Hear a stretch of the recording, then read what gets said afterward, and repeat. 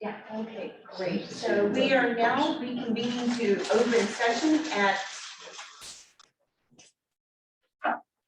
7:13. Ms. Mayor, for the pledge of allegiance. The pledge of allegiance to the flag of the United States of America, and to the republic for which it stands, one nation, under God, indivisible, with liberty and justice for all.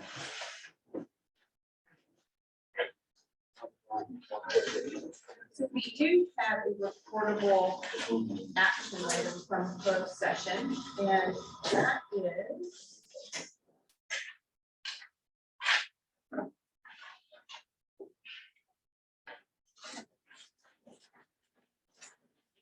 I'm just gonna read this. A tentative agreement on a memorandum of understanding has been reached with IAFF Local 2400 for the District Battalion Chief Unit. The tentative agreement in the form of a draft MOU will be sunshine on the district's website for the next 30 days, starting tomorrow. So that is the only reportable item that we have on the closed session. And now I'm going to open up for public comment number 2. Michelle, do we have any public comment out there? If anybody has any public comment, please use the raise hand feature or press *9 if you called in. And seeing none, you may continue. So before we get started, I just want to let everyone know that this is our first in-person meeting back after being gone since literally into February of 2020, where we've had an in-person board meeting. And during that time, a lot of things have obviously changed. I want to thank our staff, especially Michelle and Eric and Ben in the IT department for just making sure that we're on track and allowing the public to get the benefit of our meetings. So Michelle, thank you. You can just, Chief, you can let the IT department know. It's been a huge learning, learning curve, but we're now in this hybrid world. And so again, if you can thank the IT staff, that would be fantastic. Thank you, Chief. And Michelle, thank you for all of that. So getting to our first item, the report of the fire chief with discussion and direction. Great, thank you, Director.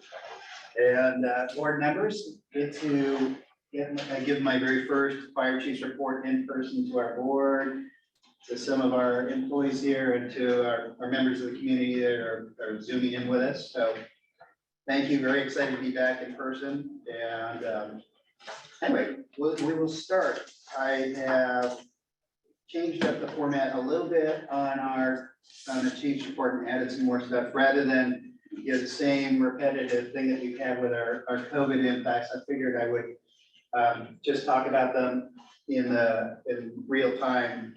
We don't have any employees out right now. Our impacts related to COVID are pretty small. No issues with our ambulance wall times right now, and so that's kind of what I'm going to be doing for future meetings unless we see an uptick. But generally we have been seeing a downward trend as far as infections go and its impact on us.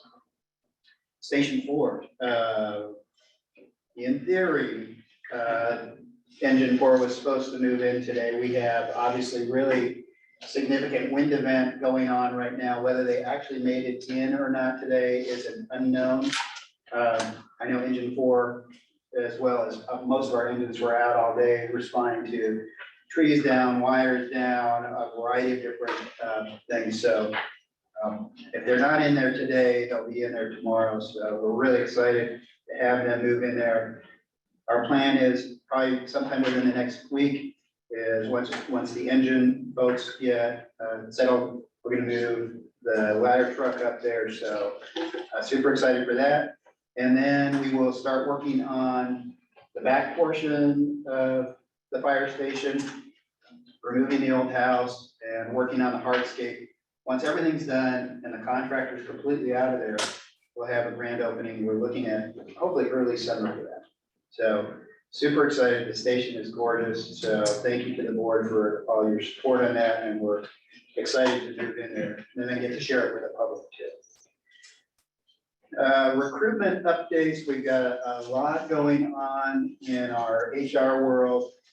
We have a senior management analyst position that is currently open. That is the one for the task force that Amy Trask is currently in. She's going to be retiring, so we are recruiting behind her. We have an HR manager recruitment that's currently open. We have a community volunteer coordinator recruitment. We've closed applications on that. We have interviews scheduled. I think it was for February 27th initially, and then after the initial round of interviews, we're going to have a selection panel with internal folks, but the initial interview panel will have 2 outside members of our volunteer community participating and helping select our community volunteer program. So looking forward to bringing that person on board soon. As far as just a little update on our investment advisor RFP, we put an RFP out and we received 10 submissions. Right now, we're going through an evaluation of the 10 different proposals. That's going to be from now through March 16th. Then our plan is to interview the top, whatever number 3, hopefully, proposals, or actually not interview the proposals, interview the firms that are submitted proposals. And then in April or May, present to the finance committee and board, and then hopefully May, June, begin the contract. That's what the process is. Our website, if you haven't been to the updated website and visited it, it is significantly better than it was a few months ago. Much more user-friendly. It's a work in progress. So if you have any input, please feel free to share it with myself. I'll share it with staff. Like I said, it is much more accessible on your devices, whether it's tablets or iPhones or Google devices, just significantly better. So looking forward to improving that too. It's so much more easy to navigate.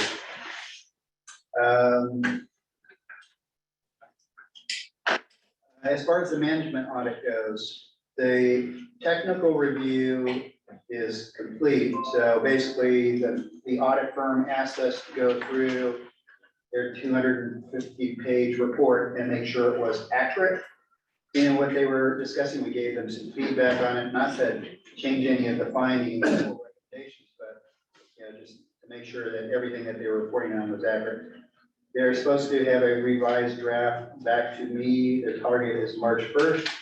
My intention is, as soon as I have that back, is to distribute it to the board so that you all may start reviewing it. There's a lot to digest there. So I want to give it to you in advance so you can start reading through it in anticipation of a presentation from AP Triton, the management consultants, at our March board meeting. So that's the goal of the management audit currently. Other items, just an update on our budget and annual report. Right now, we are in the right in the middle of budget meetings internally. The goal is for us to compile those together and bring them back to the board at, was it the April meeting or the May meeting? I think it's April, preliminary. We should be sharing our budget ideas with you at our April meeting.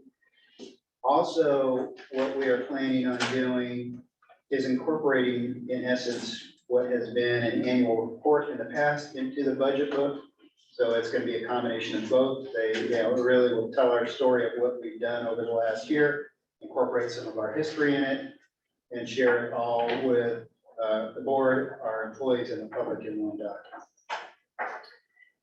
An update on analytics. So I checked in with Aaron McDonald, who has been working on our new program, and I'm missing the name right now, but I did a quick review of our numbers with him. We have what appears to be good numbers from December 15th moving forward. My goal is at either our March board meeting or our April board meeting is to present to the board what our current response times are from December 15th through whatever the date of that report is. So we're looking at sharing with the board what our turnout times are, what our response times are, and trying to break them out between our different calls, whether they be EMS, traffic collisions, fires, public service, so that we can start sharing that with the board and start looking at our performance. County Chiefs update. This is, we had an offsite with the county chiefs in January. We meet every year, we meet for 2 days and talk about relevant issues for San Mateo County fire and EMS. One of the big topics right now, as everyone is probably aware of, has to deal with ambulance services. And the, the contract that the county has with AMR, in all likelihood, the county will be giving AMR some form of extension. I think their contract is due for extension and don't want to misstate it. I think it's in June, it might be June next, because I think the contract expires formally in June of 2029. That being said, there's a good deal of interest from county fire chiefs to hire a consultant to do an evaluation of the EMS system and EMS system analysis. And that will do, one is to establish the value of our system. And when I say the value of our system, I'm talking about what the potential revenues are that could be seen from the system. We need to have somebody forensically go in and evaluate our payer mix and all of the different variables for our whole county and come up with what they believe is the approximate revenue stream. AMR is not super forthcoming in sharing what their actual revenues are here. In my experience with the ambulance companies is they generally say they're just breaking even and they don't share a lot of information. So, and then we also want the consulting firm to develop what they believe would be a proper staffing model.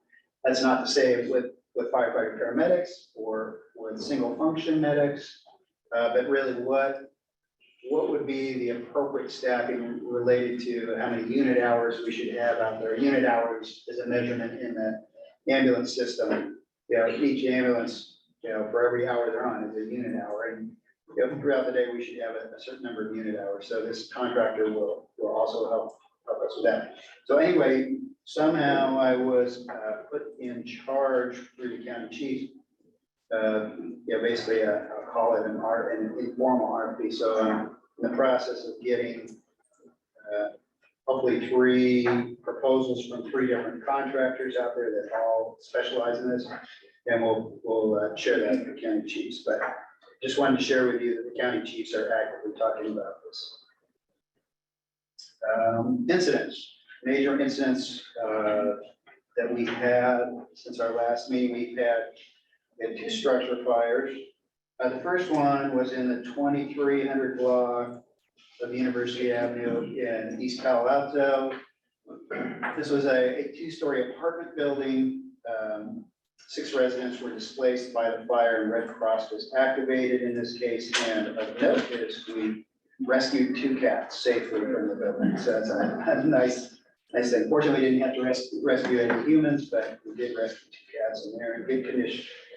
The second one was a fire in the 2200 block of Hogus Avenue, also in East Palo Alto.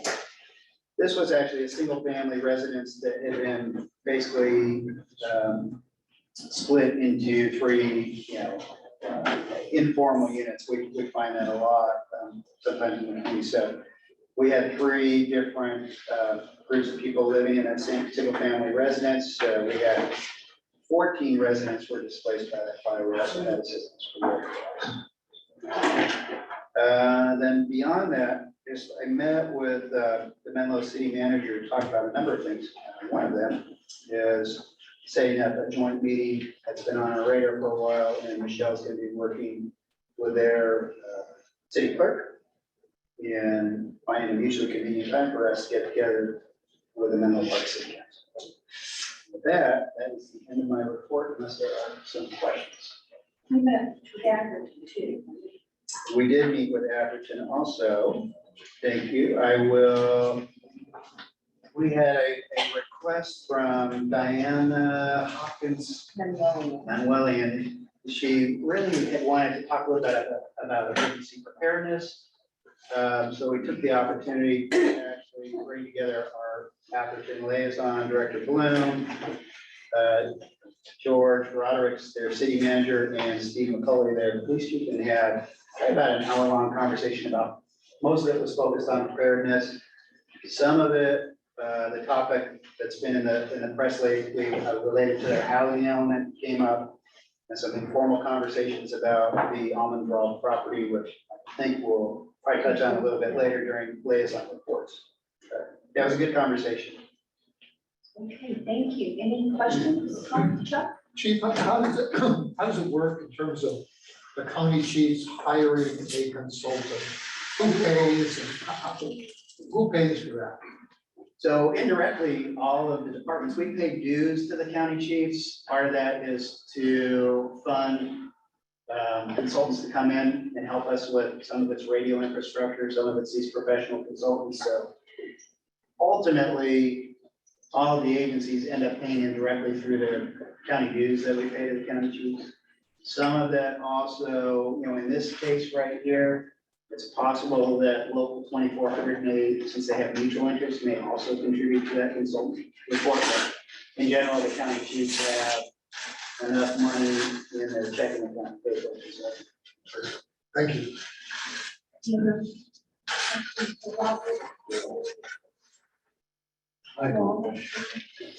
Chief, the two structure fires, how does the AMR and the law enforcement response handle it?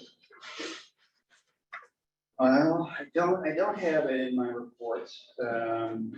Typically, law enforcement's there, oftentimes before us. AMR, we call them if we go to an additional alarm on it, we have AMR come.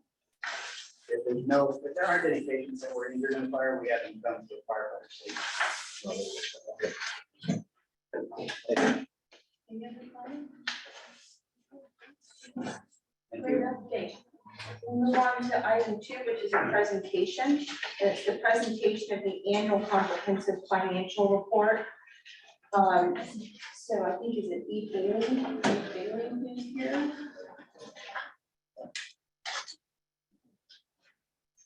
Yeah, will Elaine introduce me or should I just get started? I don't think we can hear. Yeah. Can you try speaking again? Yeah, sure. Can you guys hear me? That was a little bit better. A little better. Yeah. Okay, great. Sure, I'll go ahead and get started. Thanks for having me. My name is Joe Escobar, manager with Eide Bailey. On February 7th, my associate Janice Yu reported to the Finance Committee the required communications and audit results of the fiscal year 2022. My report will closely resemble her communications on that date. Included with the financial statements is our independent auditor's report. In our opinion, in all material respects, the accompanying financial statements are presented fairly and reasonably. Our audit and opinions are based upon auditing standards generally accepted in the United States and government auditing standards issued by the Comptroller General of the United States. As auditors, we are responsible for remaining independent, meeting our ethical responsibilities, and obtaining sufficient audit evidence to determine that our basis for opinions are appropriate. Management is responsible for preparation of the financial statements in accordance with accounting principles generally accepted in the United States, and for the design, implementation, and maintenance of internal control relevant to the preparation and fair presentation of the financial statements that are free from material misstatement.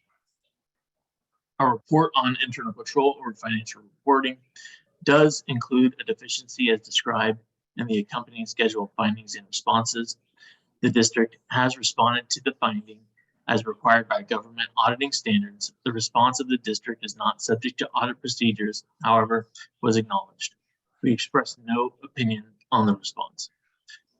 Professional standards require that we communicate significant matters related to the audit that in our professional judgment are relevant to your responsibilities in overseeing the financial reporting process. Our audit was slightly delayed in allowing us time to assemble the audit file for documentation received after the completion of field work. Additionally, a new statement on audit standards number 134 requires us to communicate significant risks. This is in the current year. These significant risks are not indicative of deficiencies, but is acknowledgement that specific aspects of the audit require more attention given the inherent risks. These significant risks are management override of internal controls, which has been a requirement in auditing standards since Sarbanes-Oxley Act of 2002, and the risks of revenue being recognized prior to meeting applicable criteria. The financial statements do include items which we consider to be significant estimates. These estimates are related to pensions, post-employment benefits, self-insurance, incurred but not reported claims, and allowances for doubtful accounts. We encountered no significant difficulties in dealing with management relating to the performance of the audit. There were no uncorrected misstatements, and there were no disagreements with management. Elaine and Long were extraordinarily helpful in ensuring a quality audit. We appreciate their assistance in completion of our work. This concludes my report. Thank you. So in your packet, you should have received this, which is the annual comprehensive financial report for the fiscal year ended June 30th, 2022. So I want to thank the chief and Elaine for the signatures on this. So thank you for doing all of that. And I'll open it up for questions on the report. And thank you, Joe. Is it Joe Escobar? Thank you, Joe. Chuck? Joe, are you able to hear me? Yeah, just fine. Thank you. I'm Chuck Bernstein. There's a section in our packet, which is it's a presentation, I guess some slides, there's maybe 5 or 6 of them. And I don't know if you prepared them or not, but there's one called significant risks. You just alluded to it, but I wasn't sure fully what you were saying. You said there's two significant risks that apply to Menlo Fire. One of them pertained to revenue recognition. Are you saying that is a problem or issue with the district? No, actually, what has occurred has been, you're not the only one. I've received this question at the majority of my board meetings.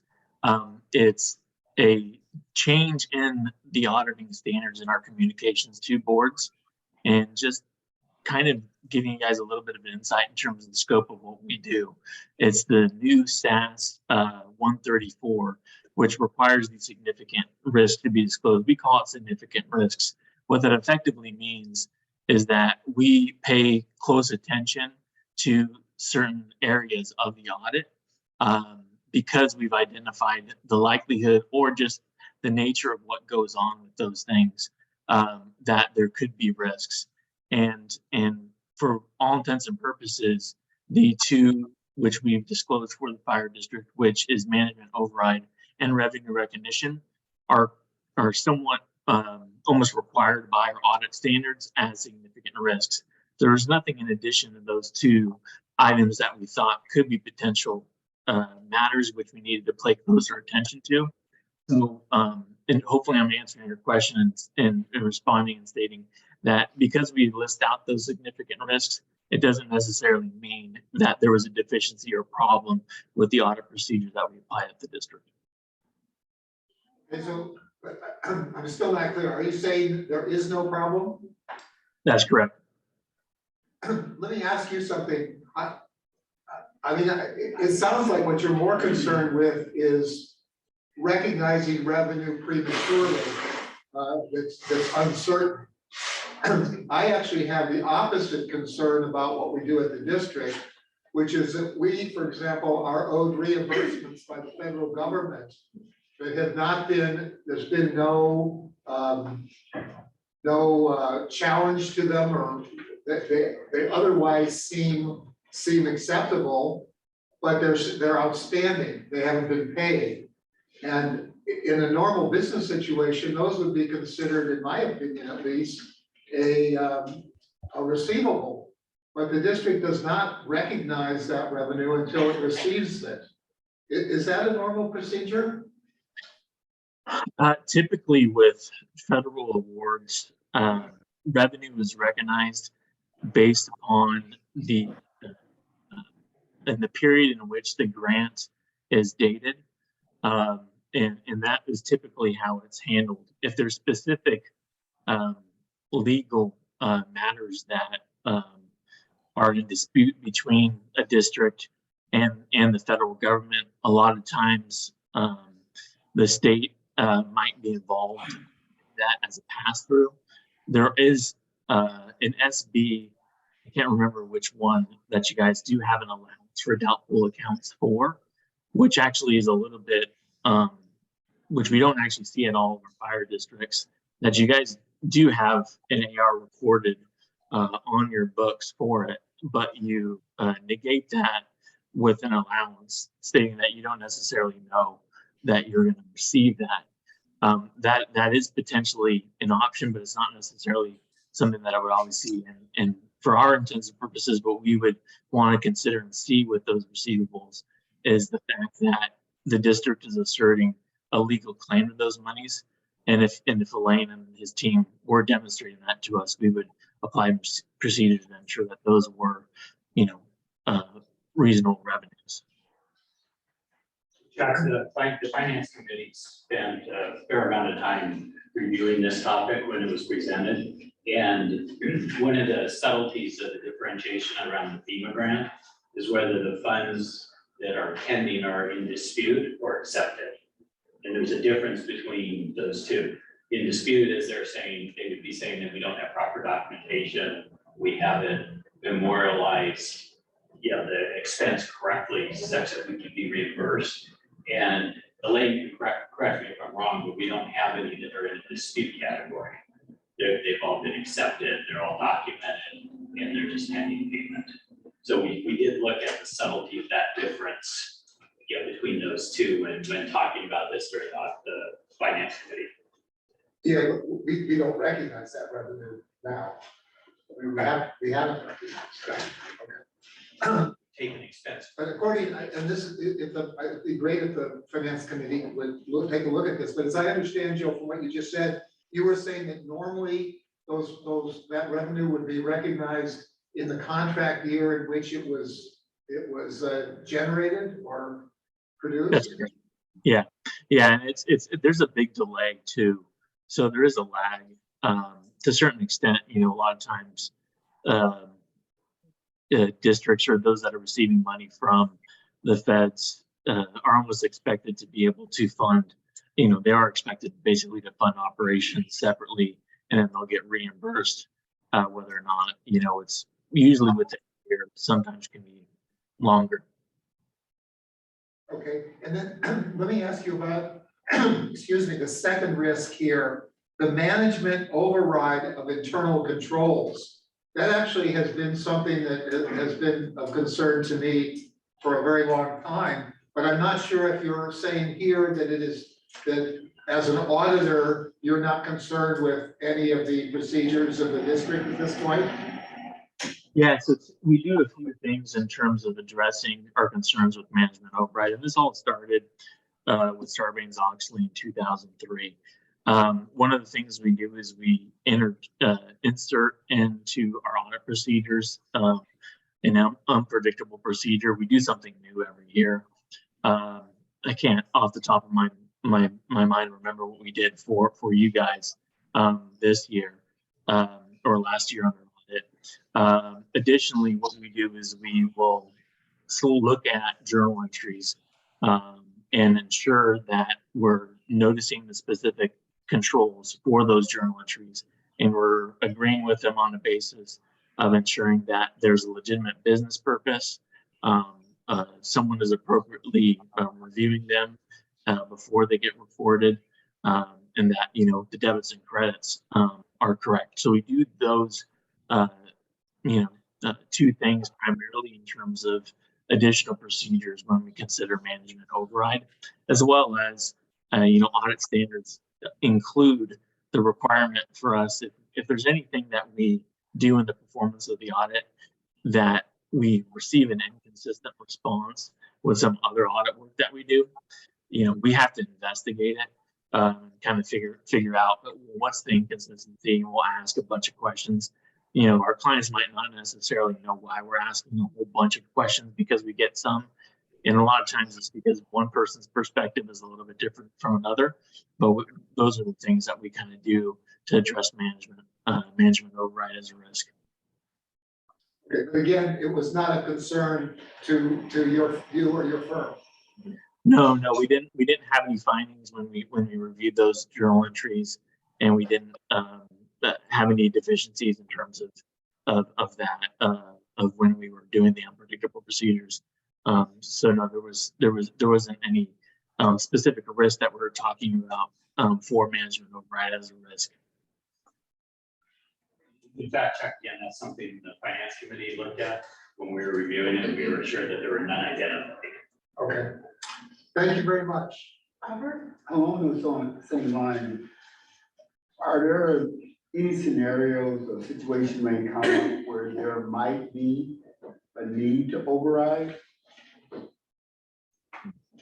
internal control? I mean, if there would be a need, so what commonly occurs with this in response to this question is there are certain limitations that our clients will run into. The most common one is related to separation or segregation of duties. So we'll go into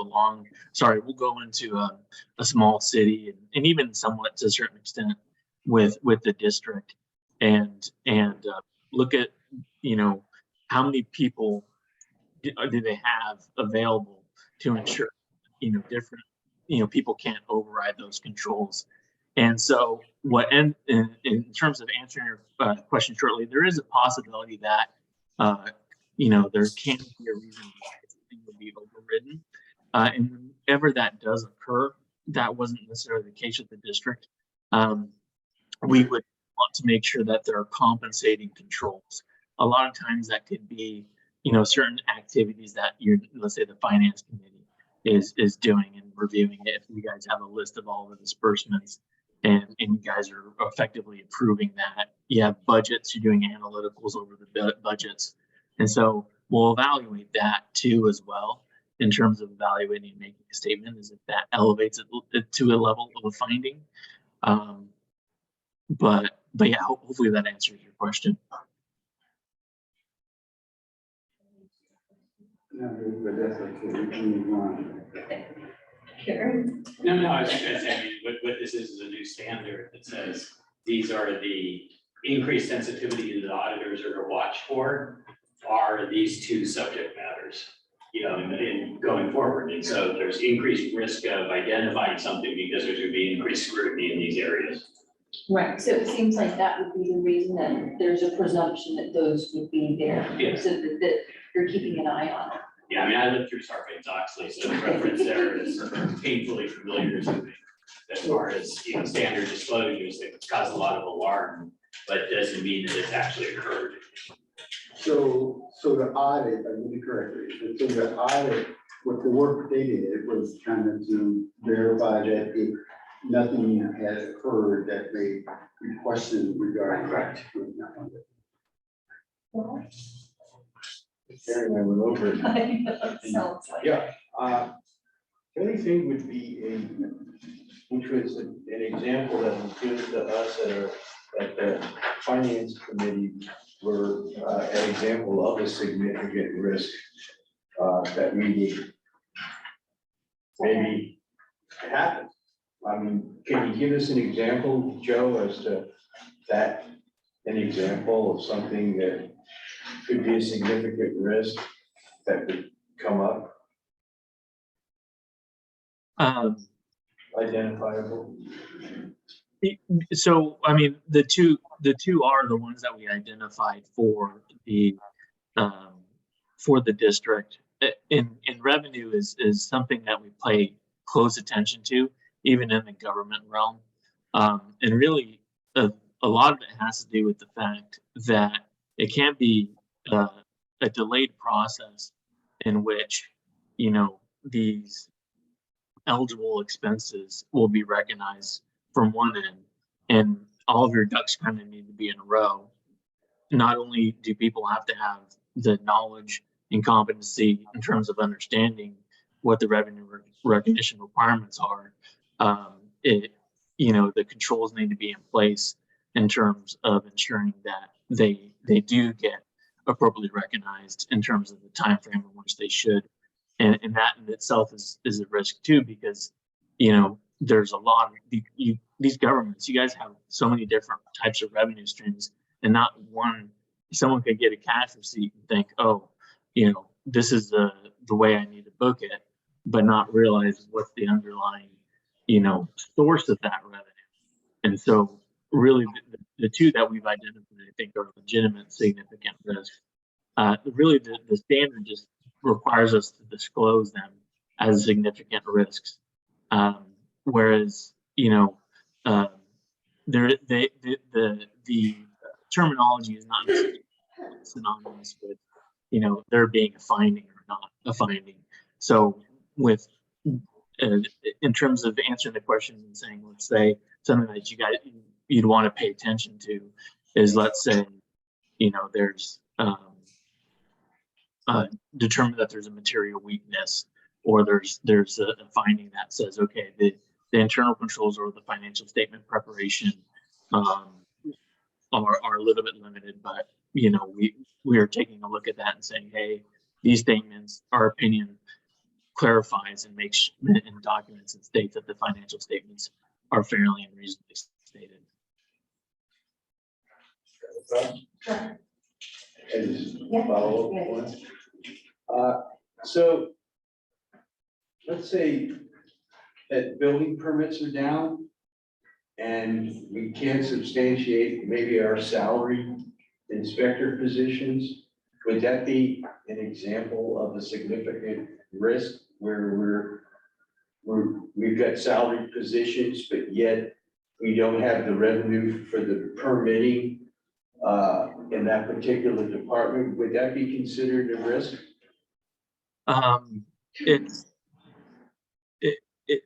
There's a couple of things to consider with that response. It depends on if it's elevated to the level of the whole entity.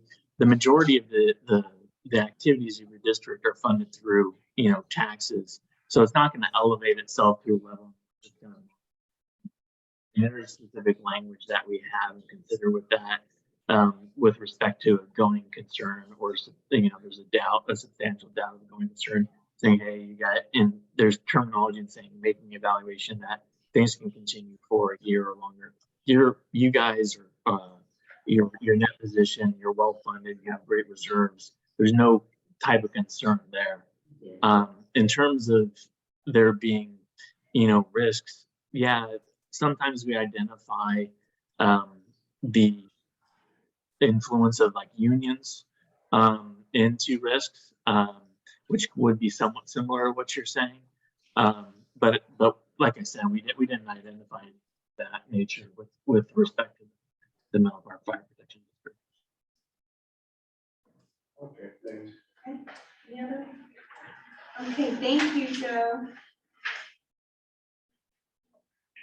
No, we have no. So we're gonna move on to the consent calendar. Any approval for I move a motion to approve the consent calendar. I'd like to make a motion. So Rob made the motion, is there a second? I'd like to accept the consent calendar items 3 through 7. Okay, is there a second? I'll say. Okay, does anyone want to take any? Okay, Chuck. I'd like to take off number 4 and number 5. Okay. So I should have asked for the, You want me to restate it? yeah, well, we'll do it as amended, yeah, 3, 6, and 7. Okay. I'd like to make a motion to, for the consent calendar for items 3, 6, and 7. I'll second. Okay, so any discussion, any public comment on the consent calendar? If anybody has any public comment, please raise your hand or press star 9 if you called in.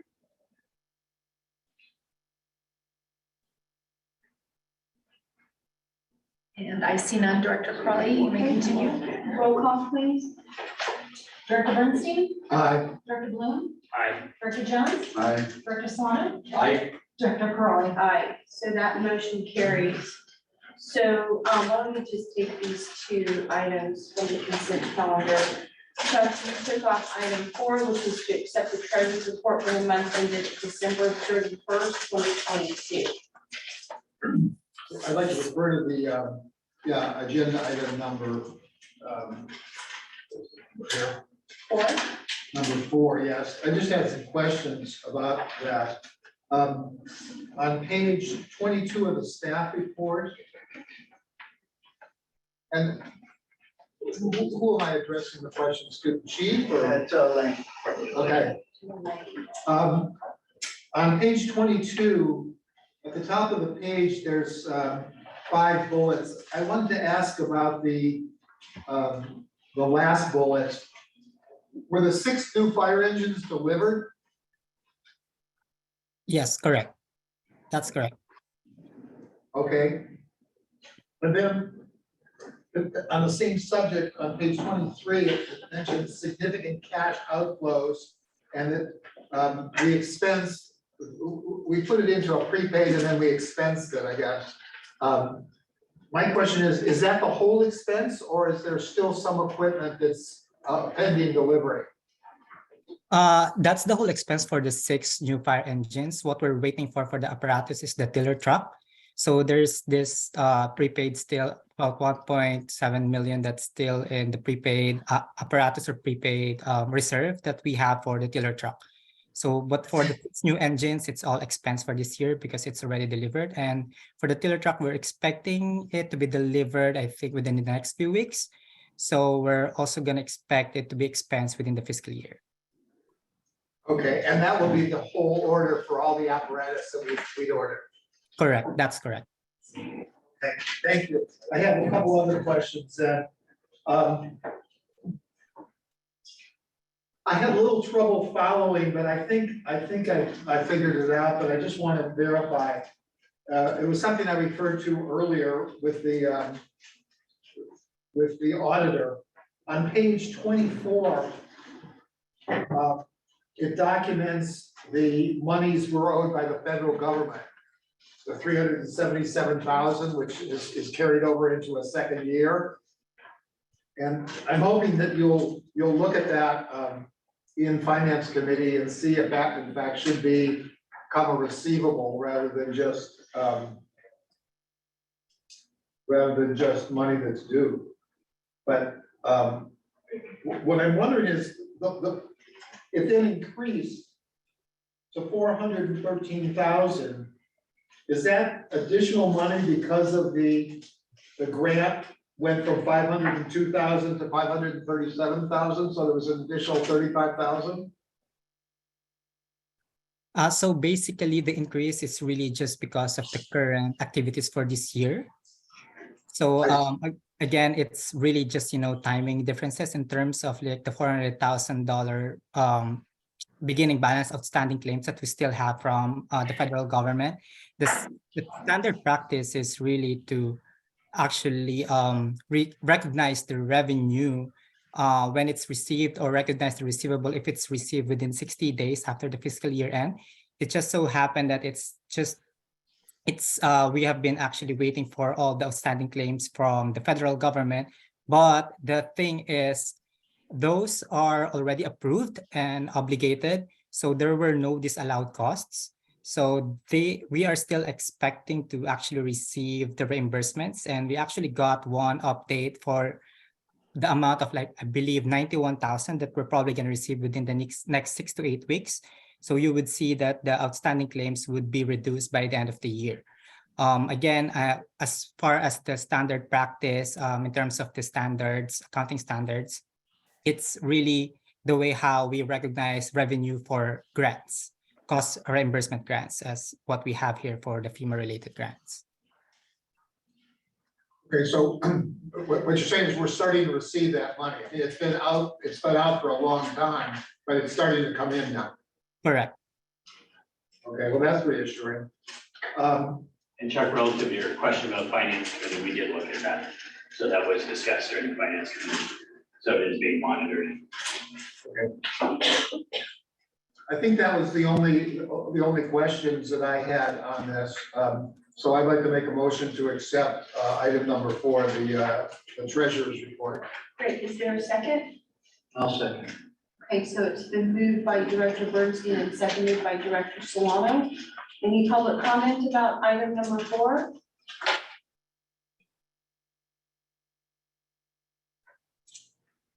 I see no raised hands. Okay, roll call, please. Director Bernstein, Aye. Director Bloom, Aye. Director Jones, Aye. Director Solana, Aye. Director Crawley. Aye, so that motion carries, and now Chuck, you removed item 5, which is to approve a resolution for the continued remote meetings in accordance with Assembly Bill 361. Yes, I wanted to ask Stephen why we need this resolution, given the fact that we're meeting in person. Fair question. At the time, you very likely don't. However, there's a week left in the month of February when AB 361 could apply. And at the time the agenda was published, there was also a chance that at the last minute, something could happen. So in abundance of caution, we put it on the agenda. In the same abundance of caution, I recommend that you adopt it just because who knows, maybe the governor's state of emergency will not expire in a week because there's a sudden increase in COVID and the way the statute is written. It's important that there be an unbroken chain of monthly findings adopting this resolution. So 99% likelihood is that it's not necessary, but in an abundance of caution, and there doesn't seem to be a downside, my recommendation would be that you continue to adopt it until next meeting, when you won't see this on the agenda. Well, that actually was my follow-up question. We talked about the possibility of having a meeting where some directors would be, at least 3 directors would be present, and 1 or 2 might be remote. Do we need any sort of resolution or any documentation relating to their remote participation? So the short answer is no with regard to this evening's meeting. And going forward, if you're talking about after March 1st, Right. we will be in a world where there are 2 sets of rules that are in place, as I think maybe I briefed you on a few meetings ago. One are the traditional teleconference rules, which require remote participation to be noticed on the agenda and that the remote location be open to the public. In other words, if you're going to meet from your home, you have to invite the public into your home to participate with you. And there's a new set of rules that do not require that openness and the notice for the remote participation, but they're very restrictive with regards to the reasons for which you will be allowed to participate remotely. It's not just for any reason, it has to be for defined as just cause or an emergency. And there are restrictions on the number of times you can make use of that exception and on the number of board members. So my recommendation is that when possible, with enough advance notice, you rely on the traditional Brown Act teleconference rules.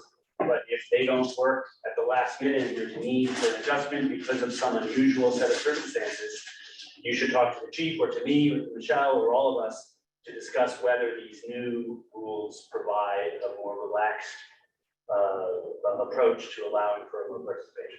And if should that occur, do you make some sort of, insert some documentation in the minutes? So it depends. If the reason for remote participation is what's called just cause, defined as illness, taking care of an ill family member, traveling on district business, that needs to be disclosed at the beginning of the meeting and actually approved and voted on by the board to authorize such board participation. So I think that's the answer to your question.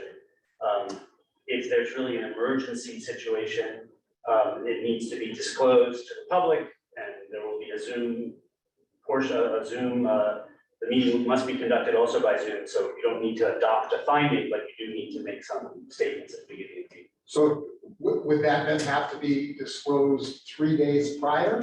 No, that is the old, what we're calling the traditional Brown Act rules, which require notice 3 days in advance on the agenda. The new set of rules require the disclosure only at the beginning of the board meeting itself. I see. So even though you might have to take action on, the board would have to take action on that, but it doesn't have to be on the agenda to be able to take action on it. That's precisely correct.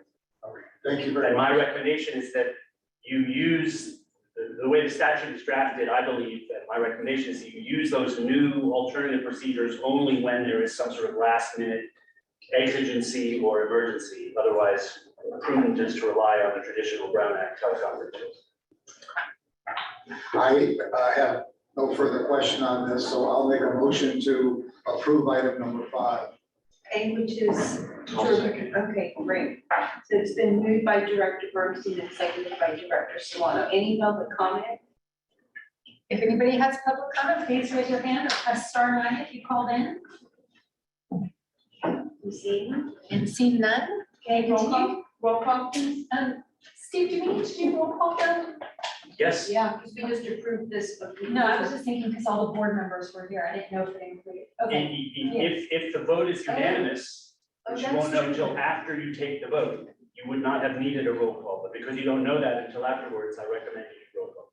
No, I was just thinking for the teleconference portion. Oh, No, so before. you mean under the new rules? Yeah. So Yeah, ask me your that's question true. again, I didn't understand the results. Let me just continue. It's okay. We'll talk Okay, later. okay. So basically, Director Bernstein, All right. Director Bloom, Aye. Director Jones, Director Solano, Aye. Director Crawley. Aye, so that motion carries. And so now we're on to the regular part of our agenda. And so, I wanted to propose that we kind of hold off table items 8 and 9 for the March meeting, because I think there might be some clarification for these 2 items, and my item 9 is dependent on the approval of item 8. So if the board wishes to do, I'd like to recommend that we table those and to have a closed session on those items. But I'm open to suggestions on that. That's what I would like to propose. So, I'm not opposed to tabling action or something, but I think it would be helpful to be able to ask some questions about these things so far as prepare them and things like that. In other words, could we table action, but in fact ask questions, or you don't even want to ask answer? You want to take it all behind closed doors? I think it would probably be easier just because we could then look at the contract in its entirety and the totality of the contract, because this is the first time that we're actually seeing this contract as a whole, with the red line version. I mean, it is a public document, though, I mean, we want to discuss it, but if you don't want to discuss it and we don't take any action, that's fine. But it's, I'll leave it up to the board. I mean, so you. I just almost had some stupid questions, they're trivial questions, not substantive, but there's just some things, it just would help me understand what I'm reading in some ways. Okay, so let me, so Robert, let me go to Robert, you have a comment too. It's more of a procedural process, in terms of we have this in the packet. And that you don't want to talk about it until next month. Well, I reviewed it, but I think that there might be some substantive things in here that I would want to ask the chief, and I don't think the board has had a chance to meet together to ask questions that go beyond the relevant points of the agreement. So the process, I'm just trying to understand the process moving forward. Yeah. Any kind of document that comes to the board and included into the packet, is first agreed upon, my phone, by you and the chief for a reason. But we didn't know that this, we didn't realize that the red line.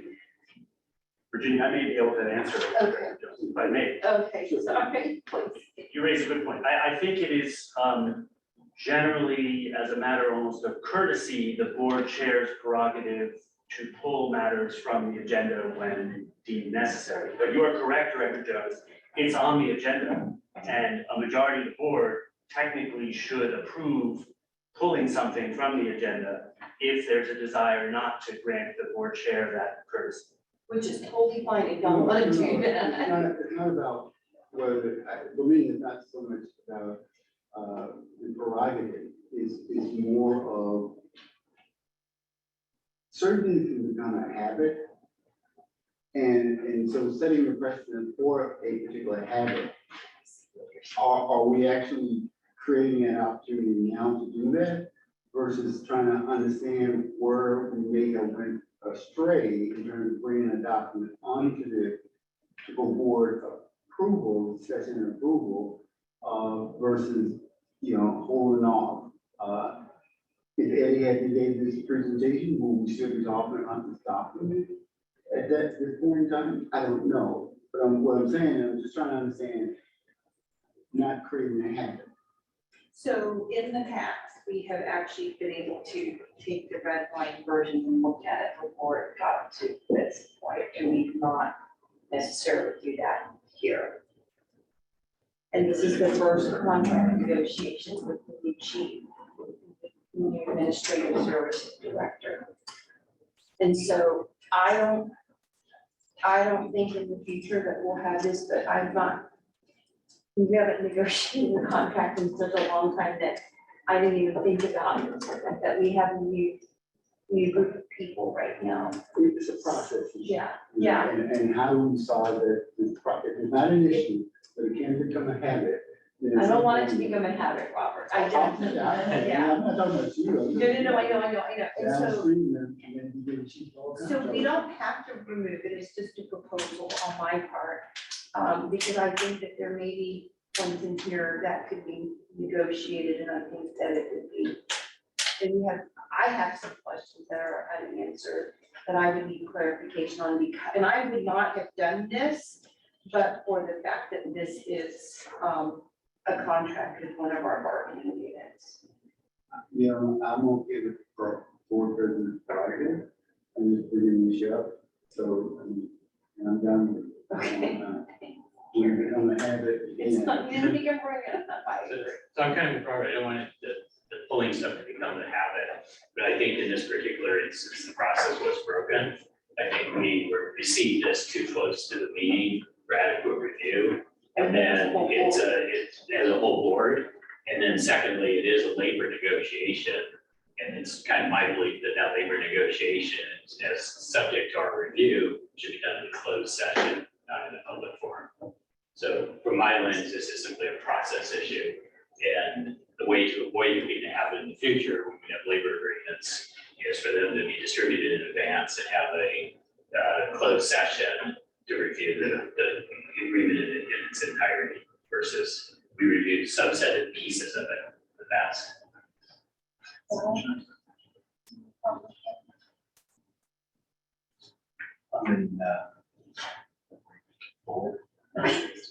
Okay, so Chuck, okay, so, yeah, I mean, can we, I think there's a consensus to hold this, and we can schedule a special. To hold this in item 9, because it's tied to item 8. I mean, Stephen, do we need a motion to pull it, or we simply need to have nobody objecting to the prerogative of the president? I think that you just nailed it with your last comment. So you just need to ask if anybody's objecting to the prerogative. okay, so let's just pull item 8 and 9, and then Michelle, we'll do a special meeting, doodle poll scheduling. Okay. Thank you. Or do you just want to decide now? Well, I think we might need to do it. Okay. Can I just ask a trivia Sure. question, not about any substance? Yeah. But, Francine, did you do the red line? Okay.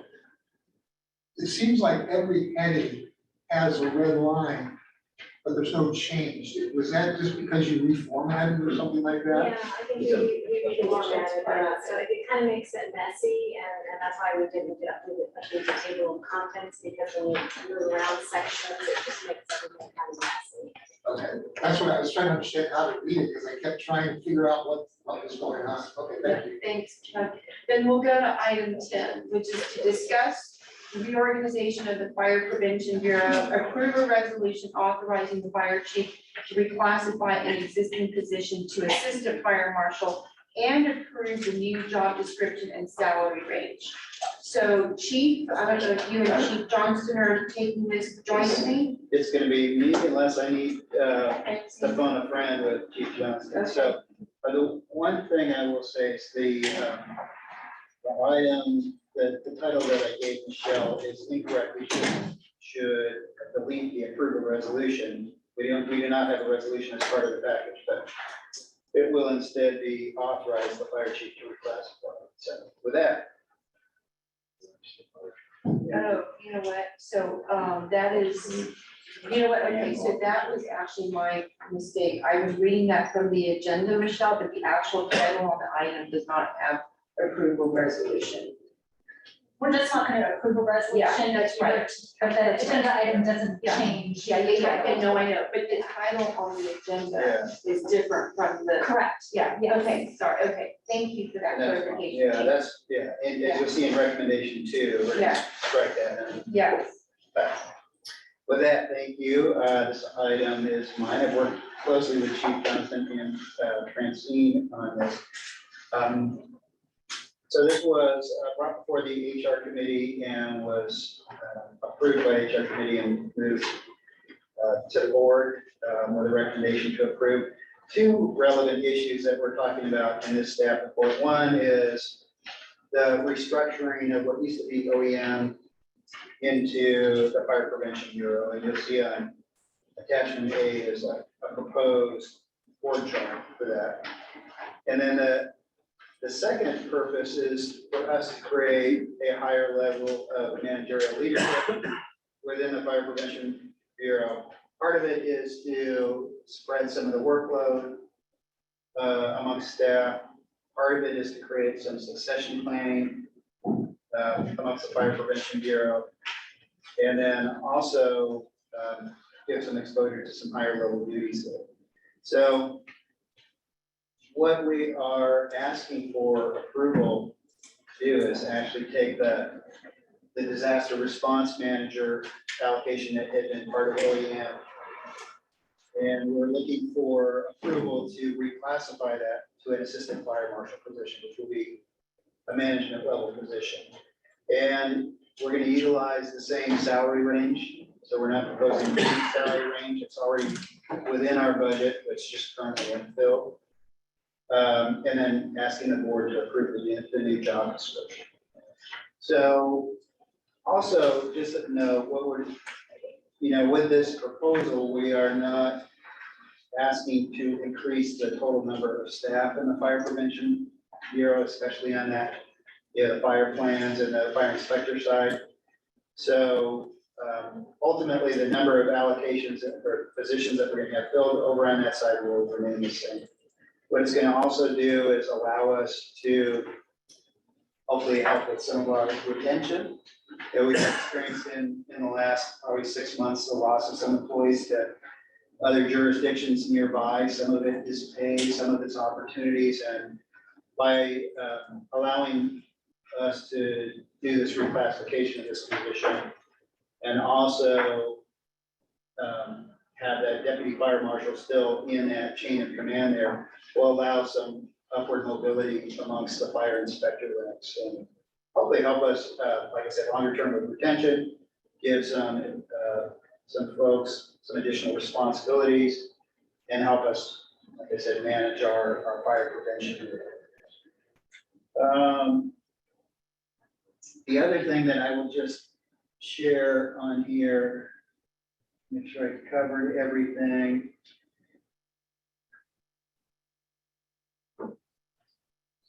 And we did without saying it. So that's, I mean, that is in summary what it is. So I think the best thing for me to do is just open it up to questions so I can answer anybody's questions or concerns about this.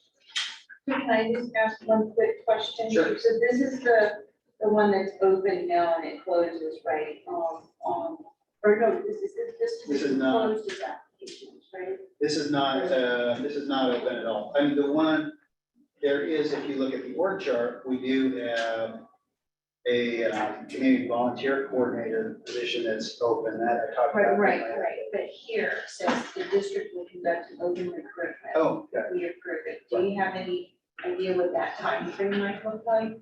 If you approve it tonight, I mean, it's usually for us to post it, it's probably 3 to 4 months. Does that sound reasonable? Longer-ish, somewhere in there, yeah, somewhere in that range.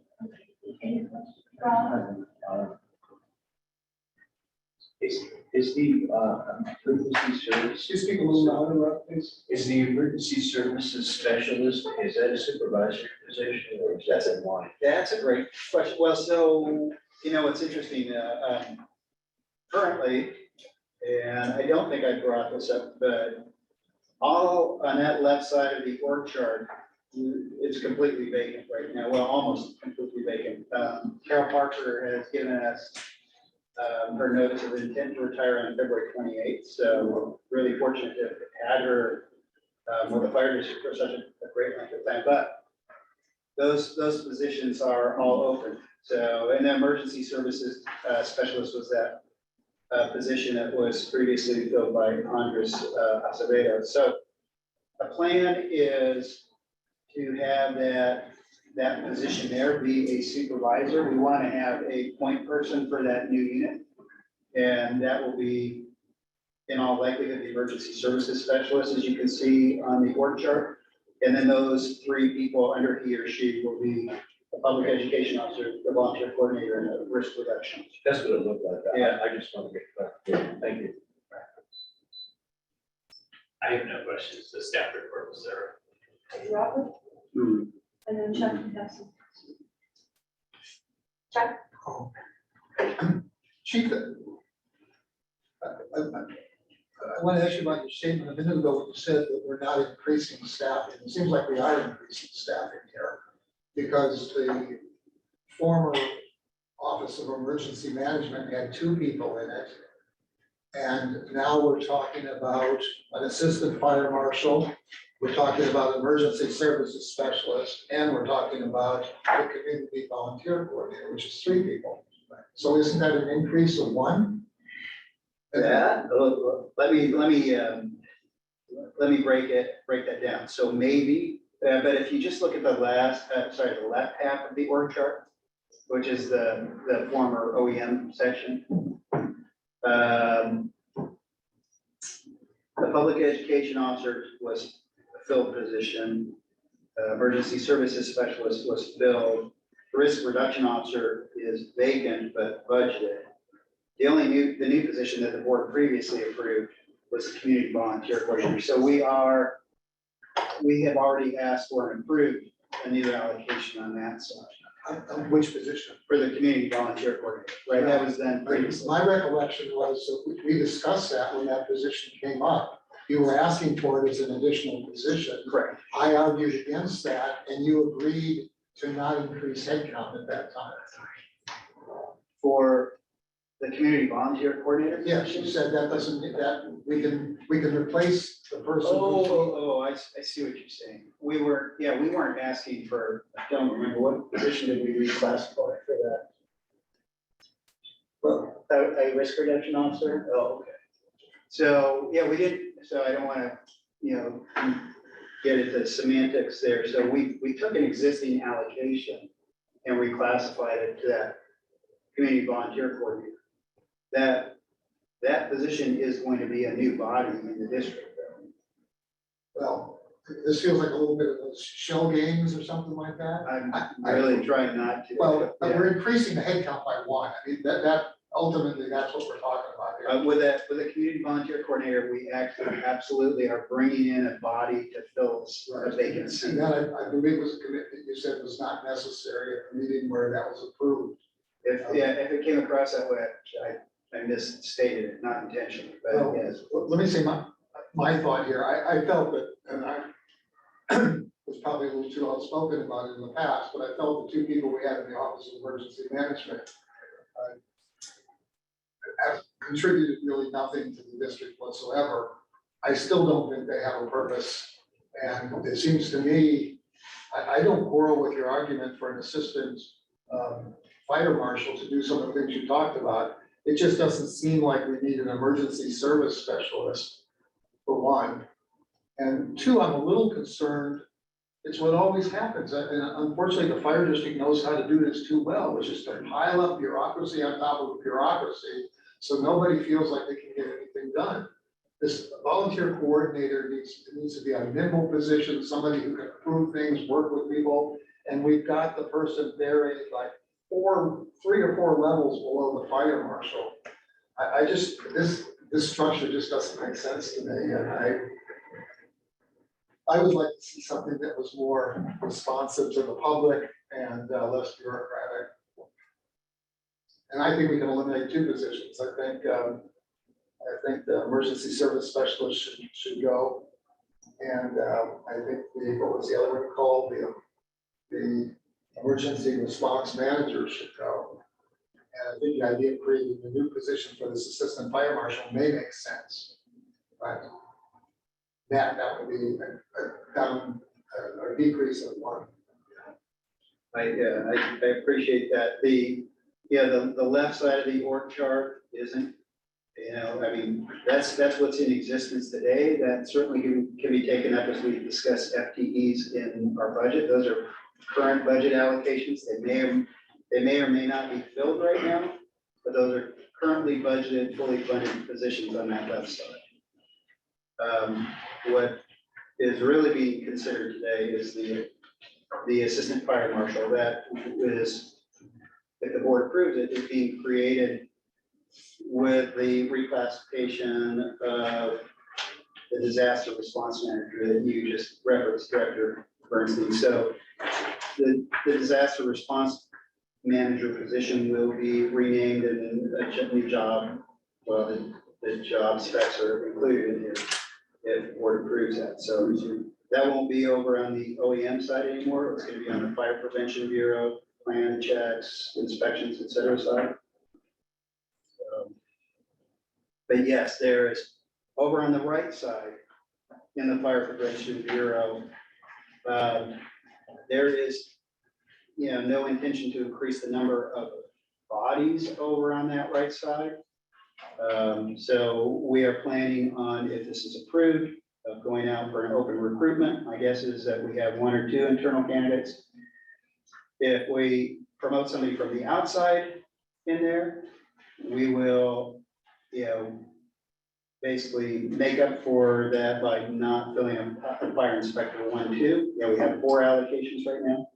If it's an internal candidate that's successful and they either move up from the deputy fire marshal or the fire inspector 1, 2 position, then again, that's, the goal is just to have a total of the 1, 2, 3, 4, it'll be 5 over there. So the new position is the assistant fire marshal position. That's a new body over there. And that's what you're asking us to approve. Yes.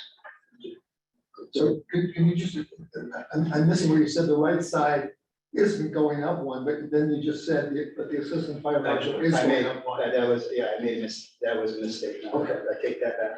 But It is going up 1. It's not going up 1. That was a mistake. Well, the assistant fire marshal is a new position, it's on the right side. It is. So isn't that going up 1? If it's well, it's gonna be another allocation there. The total staffing that we have right now is 1, this is our current staffing, 1 deputy fire marshal, 4 fire inspector 1, 2s. Right, so there's a total staffing of 5. And Francie, correct me if I get my numbers wrong here. So let's play this out. If we hire internally, and let's say the deputy fire marshal promoted up into this assistant fire marshal position. There'd be one person there. If we move somebody into the deputy fire marshal position, there'd be one person there. Then, under the fire inspector 1-2, we would only have three. We wouldn't go all four. Right, So you have three there. in total, we currently have 5 positions between the deputy fire marshal and the 4 fire inspector positions today. In the future, if we promote somebody internally, we're gonna have 1 assistant fire marshal, 1 deputy fire marshal, 3 fire inspectors. So it's still a total of 5. So are you saying that it's pretty much a done deal to report to go to promote internally then? 100% not. I mean, yeah, but then, okay. I'm just trying to explain for, it separately, if we hire somebody from the outside and they're in that assistant fire marshal position, we'll have 1 new outsider in there, we'll have 1 deputy fire marshal, current incumbent there, and then we will only hire 3, we'll only have 3 in the fire inspector 1-2. So we currently have some vacancies there. Okay. So we have some flexibility in that. We don't have to reduce staff, and that just means we will hire 1 less fire inspector if we hire from the outside. Because Robert has. Well, Yeah, go ahead, Chuck. well, are you proposing that the so-called emergency service specialist would manage the public education officer and the community volunteer coordinator and the risk reduction officer? That's what it looks like from this drawing, but that doesn't make sense. That's what we're looking for 1 person over on that side to be, so we don't have 4 people direct reporting to the fire marshal, kind of have somebody as a lead. So yes, that's, I think we've What had you this have. structure before, Chuck, where that emergency services management role had these, well, at least these 2 under But a there. risk reduction officer wouldn't report to an emergency services specialist. Those are entirely different disciplines. But I know that before, that at least the 2, public ed and community volunteer, they were under this umbrella before. Anyway, Robert, we'll come back to you, Chuck. I just want to hear everyone have it. I want everyone to have a turn. You can put me on the list. But everybody else is. Sorry. Help me out here, chief. All last year, Your whole life. all last year, the emergency prep team, along with the fire chief, began to try to understand and fill the gaps where 2 individuals that pretty much left the organizations, not under the best of circumstances, but opportunity for themselves, based upon particular conversation that outside of the board and internally within the board, stress levels that were placed upon them to vacate certain positions because of their inadequacy, whatever that might have been. So during the latter part of the year, that this structure that was before us, because this is not the first time we've done came before. It came and been talked about, at least hiring 1 other person to fulfill the need that was being expressed by community members, of developing a relationship, a closer relationship with the fire district. And that's, to help me here, Chief, if I'm wrong, where the community service coordinator position kind of came forward, was suggested and got approval that it was a good idea. The other positions existed already, as far as I understand. There were live bodies functioning in those particular positions.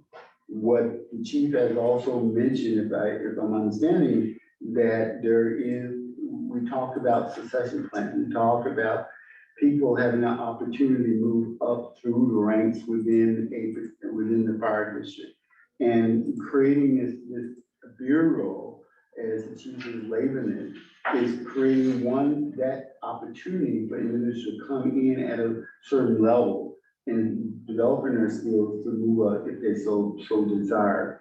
So, and if I understand also that the assistant fire marshal position, what is a managerial position that would have a group of people that they would manage based upon, I assume, based on the job description and everything that's under there, that gives those individuals an opportunity to come up through the ranks within those positions to ultimately become a fire marshal. And on the other side is a supporting system that has always seemed like been here at the fire district. We always had a Carol Parker dealing with public education. As far as we always had someone in the risk reduction officer here in the district. And I thought we also had emergency service specialists as well. So all these positions have always been there. They have just now been reorganized in a way, in a structure that will allow that opportunity for some type of succession planning to go on within that particular structure. So all of those positions, I think, from what I understand, are needed here in the district. But when I looked at the item number 7, where it shows the fire marshal, all the work that person, that whole hat, what they do, you know, looking at 837 inspections, somebody has to do that work. And that whole team have done that work. So to me, I think is something that we talked about. Now it's put together, all the pieces have been put together. And the chief is right now, it seems like he's running a challenge, and then Francine is running a challenge of trying to fill these positions. Because people are leaving, seem like, I won't say at a rapid rate, but over the last 6 months, since last June, how many people left? About 6 people already of these positions. So, I mean, I think it needs to be filled. We need to move on with it. Okay. Chief, so you have a total staff in this group as how many people? Was it bodies today or actual positions? Today and in projection? Do some counting on that. Step.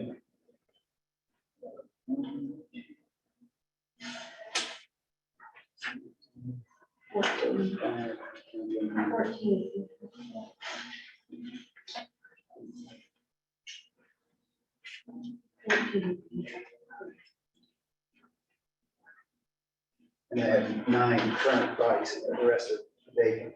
Okay, so you have a total staff presently of 9, and then, so that total budget cost doesn't change since they are employees of. Yeah. Right, And- these and are you have- all budgeted positions currently, except, well, no, they're all budgeted positions. Okay, well, yeah. What Robert broke down, Can I ask, you, so 9 total is what you've got? Those are, Yeah, but not what you're butts and proposing. seats, so to Right, speak, okay, I today. just want to make sure I'm Yeah. getting. That's not what's in the org. Correct. A fully functioning fire prevention bureau is gonna have those 9 Well, plus. it's gonna be 13 or 14. Yeah, it should be at least 4 more, and 14. yeah, so what Robert's saying makes a lot of sense. There are existing positions. There are staff positions that you already have. And we're only really looking at an increase of 1, which is what we previously agreed upon, which is that community volunteer coordinator. So we're really, you know, I don't want to micromanage your organizational chart as to how you're going to set up your fire prevention bureau.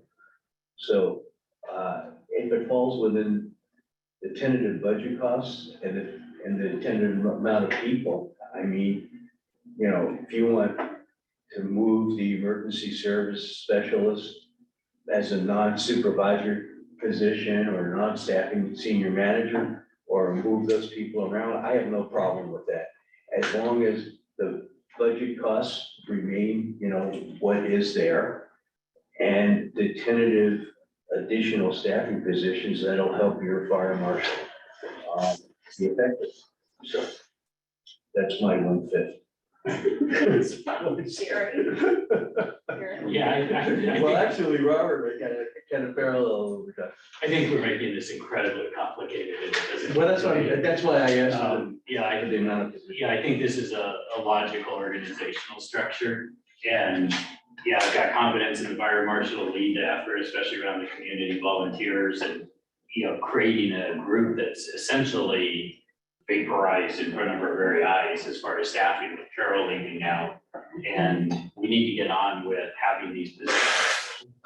The only good news of all this is in my read of most of the cities are all in their rebuild process as well. Atherton's trying to build up their group, Menlo Park's building up their group. I don't know about East Palo Alto around, but I think they're kind of a review there as well. And so this is an opportune time from my lens for us to put this structure in place, get these positions hired, and then get in sync with the 3 cities that we predominantly work with, as well as the various community volunteer groups that are out there. So I'm completely supportive of what's proposed here. Yeah, I have a comment. Well, I think we're top heavy. I think we should eliminate the emergency services specialists and keep the head count the same, or reduce it by 1. So the way I look at this is that all of these employees are really the face to the community, from the fire district, from the fire marshal to the public education officer, this new position of the community volunteer coordinator, which I think, we heard from some of the lead volunteers in the community that they welcome this position. And so if, and I agree with Gary that there seems to be this change within the various cities to deal with some of the shuffling of their staff. But I think that if we're looking at this from a community perspective, this is the type of service I think that our community expects. And I don't know what the future is gonna look like in terms of more permits, but I know that this whole housing opportunity stuff, is gonna probably require some of these positions to fulfill those obligations and responsibilities of the fire district. So I view this as an investment in the community. We can always change if things, don't work out. I mean, I think we're pretty nimble, but I agree that if we have the funding there, shifting around these positions and roles wouldn't be a bad thing. And I think we would also be heeding the community's call for, preparedness, which I think is really important if we can get that off the ground. And especially since I've just been in Half Moon Bay, and I think the preparedness piece is really important. That said, I do agree with Chuck about maybe being a little top heavy, but I'm not sure that this is where we take that issue into consideration at this level. So I'm actually in support of what you're proposing, but basically, if we look at the actual motion here that you want is the approval, I mean, chief, it's basically to reorganize the Fire Prevention Bureau and reclassifying the existing position to the assistant fire marshal and approve the new job description and salary range. Is that correct? That's correct. Okay, so basically it's just for that one position specifically. That really is, and Director Bernstein, just to address, the building blocks I have on the left side are the ones that I have, right? And so they may not look like they're a good fit, but, if we, change the title and job description of the emergency services specialist to the emergency preparedness supervisor, it would make sense, but I haven't gone down that path yet. We haven't, this is still a work in progress on what's happening on the left side, and it's that rebuilding. But we're not even talking about that side. No. We're talking about the one position, which is the Yes, assistant yeah. fire marshal. I think if I may. Yeah, please, I Robert. think what I understand, what I think the chief understand, there is a structure that is trying to address the community needs. Right. And what I know of City of East also, and what I hear about what's going on with the City of Menlo Park, and they may even have it over at Atherton. Each one of those cities, I know the City of East also do not have an emergency manager over there in the City of East also. There has to be, at some point it will be, and at some point there's some interfacing that should go on between the district and that person. The City of Menlo Park, I think, has one, and I'm not sure about the City of Atherton. So there's if I understand what the emergency service specialists, some of what they would do would is start that level of interfacing with them around emergency planning, emergency management. So that's a vital role, I think, is critical to the structure and to that liaison work. And on the other side is there are those practical day in and day out needs that in terms of, somebody got to go out and look at, visit all the businesses and all the multifamily, have to do the inspection, and you got that whole body of work too. So there's two bodies of work, but then still be working towards the same thing. So I want to make a motion, I mean, that we have discussed the reorganization reorg chart of the Fire Prevention Bureau, and authorize the chief, fire chief to reclassify an existing position to assistant fire marshal and approve the new job description and salary range. Is there a second? I'll second. Any public comment, Michelle, on this? If anybody has public comment, please use the raise hand feature or press *9 if you called in. Meant on the call. Virginia, just a point of clarification. I'm sorry, do you have comments? No. The motion which was to establish a new salary range, just a point of clarification, the salary range for the new position is the same as the existing salary range for the disaster services manager. There is no new Right. salary range this board is determining. Right, so it says to approve the new job description and salary range, so you wanna, I just wanted to clarify that the It's board not is a not new adapting, salary, it's right. not adopting a new salary range.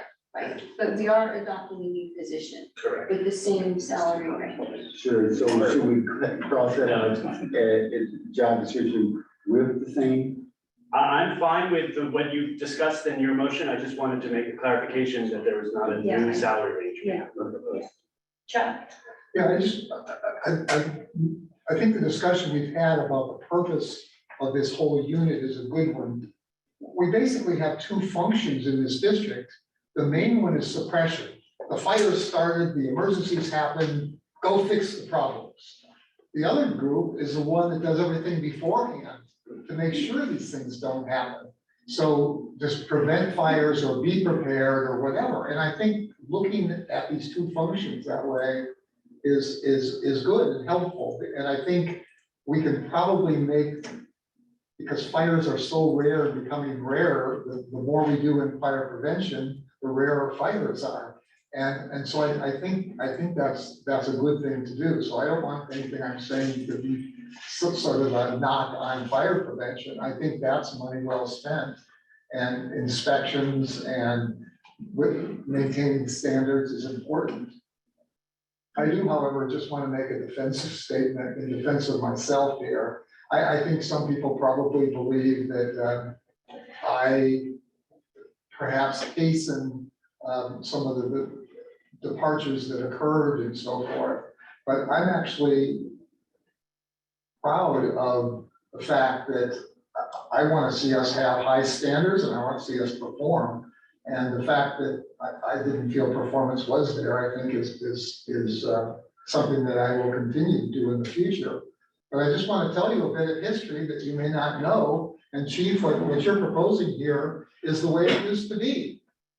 When we had what was Ryan called, the emergency response manager, Carol Parker used to work for him. And they were in there and it was so stressful for her that she had to leave and she went on disability for a year. I don't know if they had to do. Well, I'm just trying to say that, I don't, you do. well, you know what, If you do, then you need. I'm gonna finish saying what I'm saying, Robert, and I then don't you know do your anything turn. about that. Well, I'm just telling you that I'll leave it to the things wisdom. that things have been difficult in the past. I think they have gotten better. But this was not something that started with me. This started long ago in the bowels of this organization. And hopefully we're climbing out of that now. Well, we have a motion and a second, and so hopefully we'll be able to climb out of that too, which is why we have that. Can we close the discussion and vote? Yeah. Okay, so no public comment, so let's go. No public comment. Vote. So do we have to do a roll call? 'Cause before We'll just go ahead and do Okay. Okay, Director Bernstein, Aye. Director Bloom. Aye. Director Jones, I, Director Solana. Aye. Director Crawley. Aye, so that motion carries unanimously. Thank you. Item 11, adopt a resolution delegating authority to the fire chiefs to perform the necessary actions to effectuate the full disability and industrial disability retirement process for local safety members pursuant to government code sections 21156 and 21173. Chief and Francine. I've got it, and, Okay. like I said, I will phone a friend if there's questions. This item before you was also presented to the HR committee on February 7th and was approved and recommended to go to the board for approval. What we're looking for here is just a little bit of an explanation. When an employee files for an industrial disability retirement process, as it stands right now, CalPERS designates the elected body as the board as having the authority to go through their checklist and make an approval.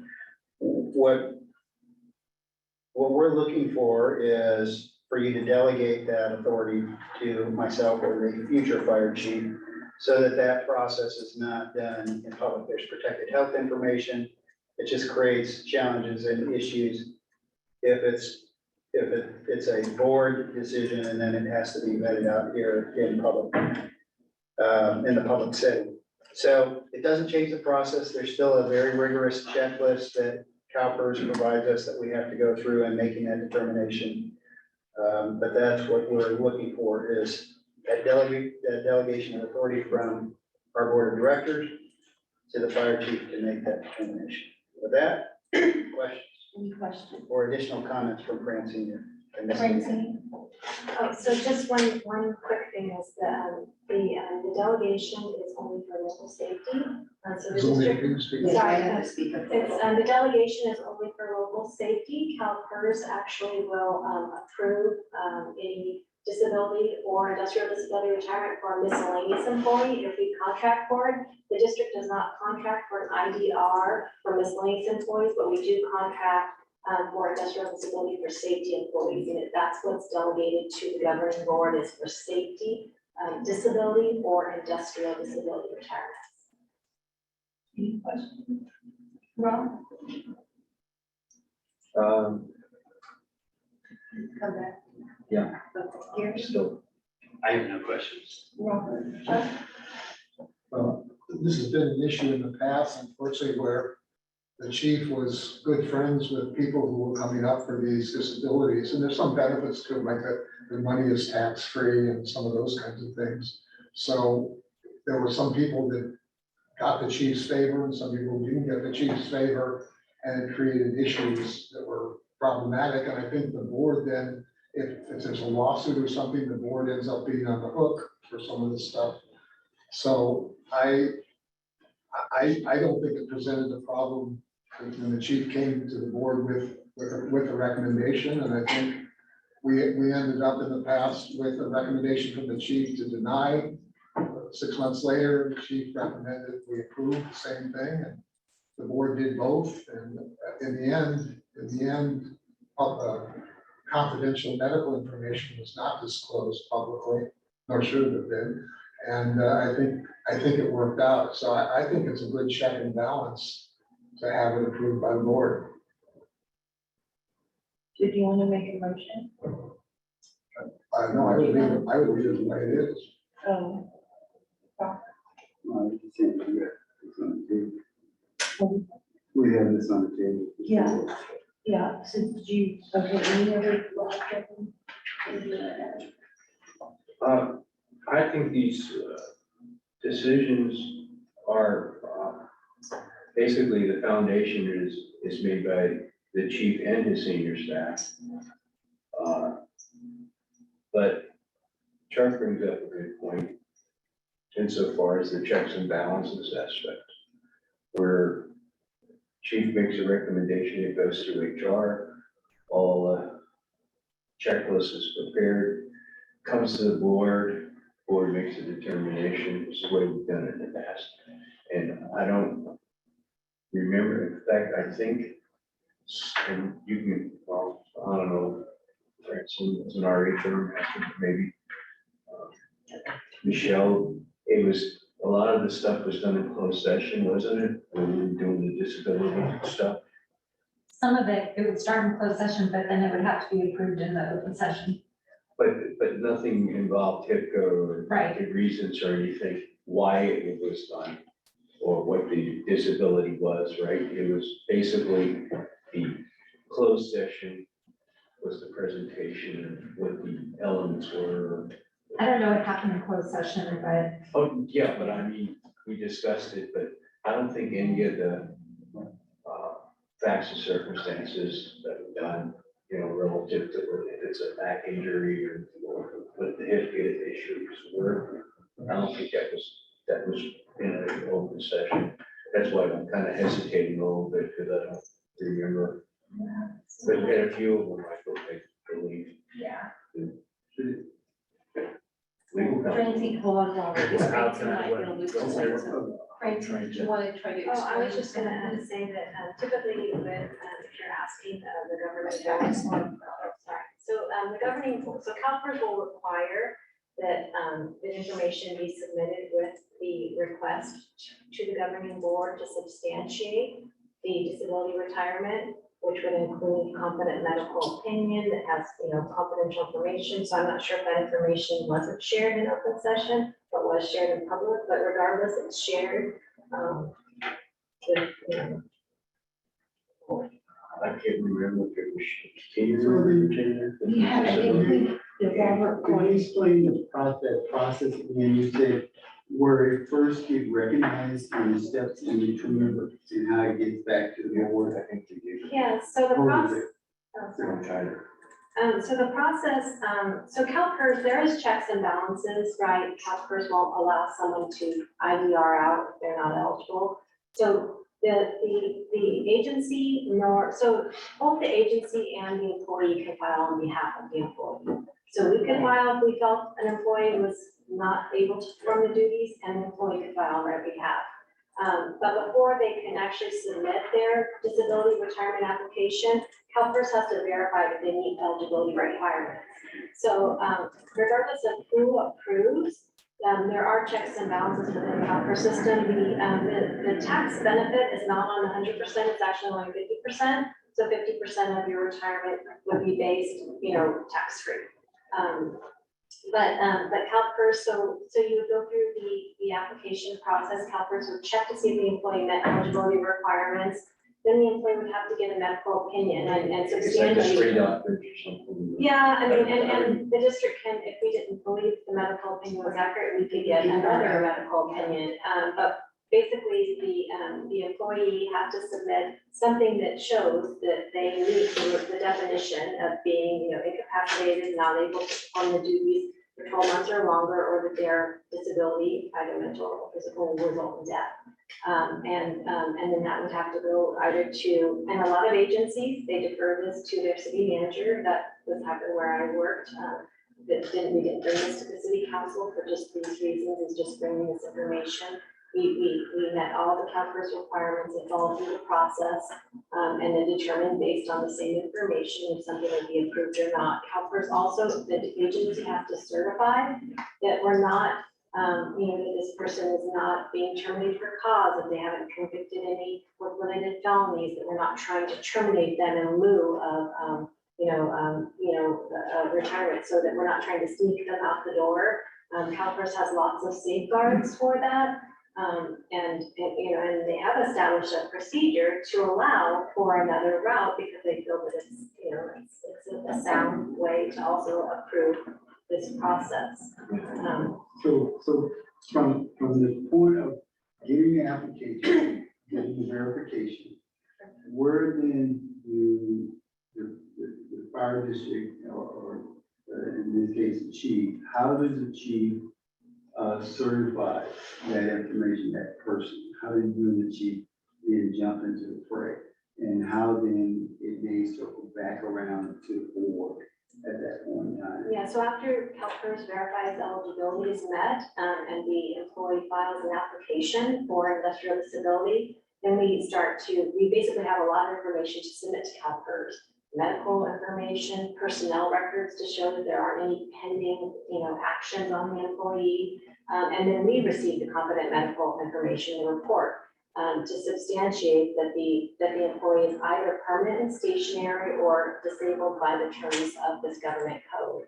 And if we're satisfied with the doctor's, letter, then the way it is set up right now, then we would fill out the employer statement to attest to all the things that CalPERS has to say, that, we won't do. And then we would bring all that information to the board and then request the same thing that we would just request, through CalPERS for the chiefs of the board. Just have one, so it would be the recommendation of the chief and senior staff online. Yes. Going to the board. I've got the confidence in the chief and the senior staff to make the proper decisions for that. So thank you. Thank you for going through the process.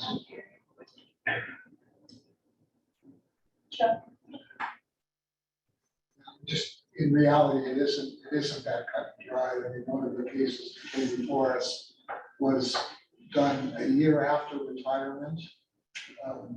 Person had never complained about any illness whatsoever or reported any, and then hired somewhere else on a full-time position and was working full-time elsewhere and still found the doctors that would say this was a 9/11 situation where said, well, probably breathed some dust, it probably was, and so forth. I'm just saying these are hired guns and the process proceeds. It doesn't affect hugely the district's cost, except for workers' compensation. It does increase our workers' compensation rates. So, Yeah, it doesn't affect the district, and that the sample that you spoke of, there are some, illnesses or injuries that are presumptive to where people can go back and they can retire without having anything, present while they're working. And then something happens and a presumptive, whether it be a cancer or a heart, and then they are eligible, and that's actually under the government code as well. They are eligible. This happened actually with a former chief of mine, retired, didn't have anything, had a cancer, had to go back. His spouse was able to apply for industrial disability because it was a presumptive. So that does happen. Is that the California standard, that presumptive? Yeah, so there's. I want to make a motion that we adopt the resolution delegating authority to the fire chief to perform the necessary action to effectuate the full disability and industrial disability retirement process for local safety members pursuant to government code section 21156 and 21173. Is there a second? I'll second the motion.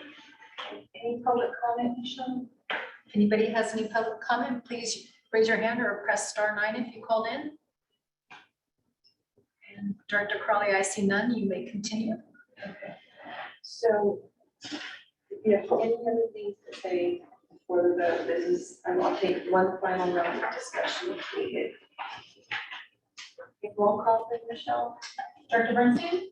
they, Director Bloom? Aye.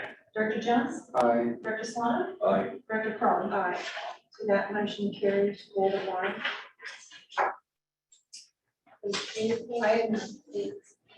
Thank you. item 12, actually, you should have gotten this as a loose, I guess, quasi staff report, the quasi staff report. It's right there on the desk.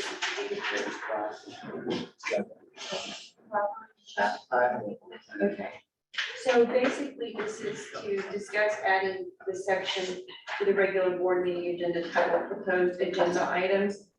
I actually made that request because it used to be on there. We actually had this concerted effort to put this on there. I don't know what happened when it got removed. I think it probably got removed over the last couple of years during the pandemic. So this allows an orderly process to take place so that board members can put agenda items on the board and, or on the agenda, and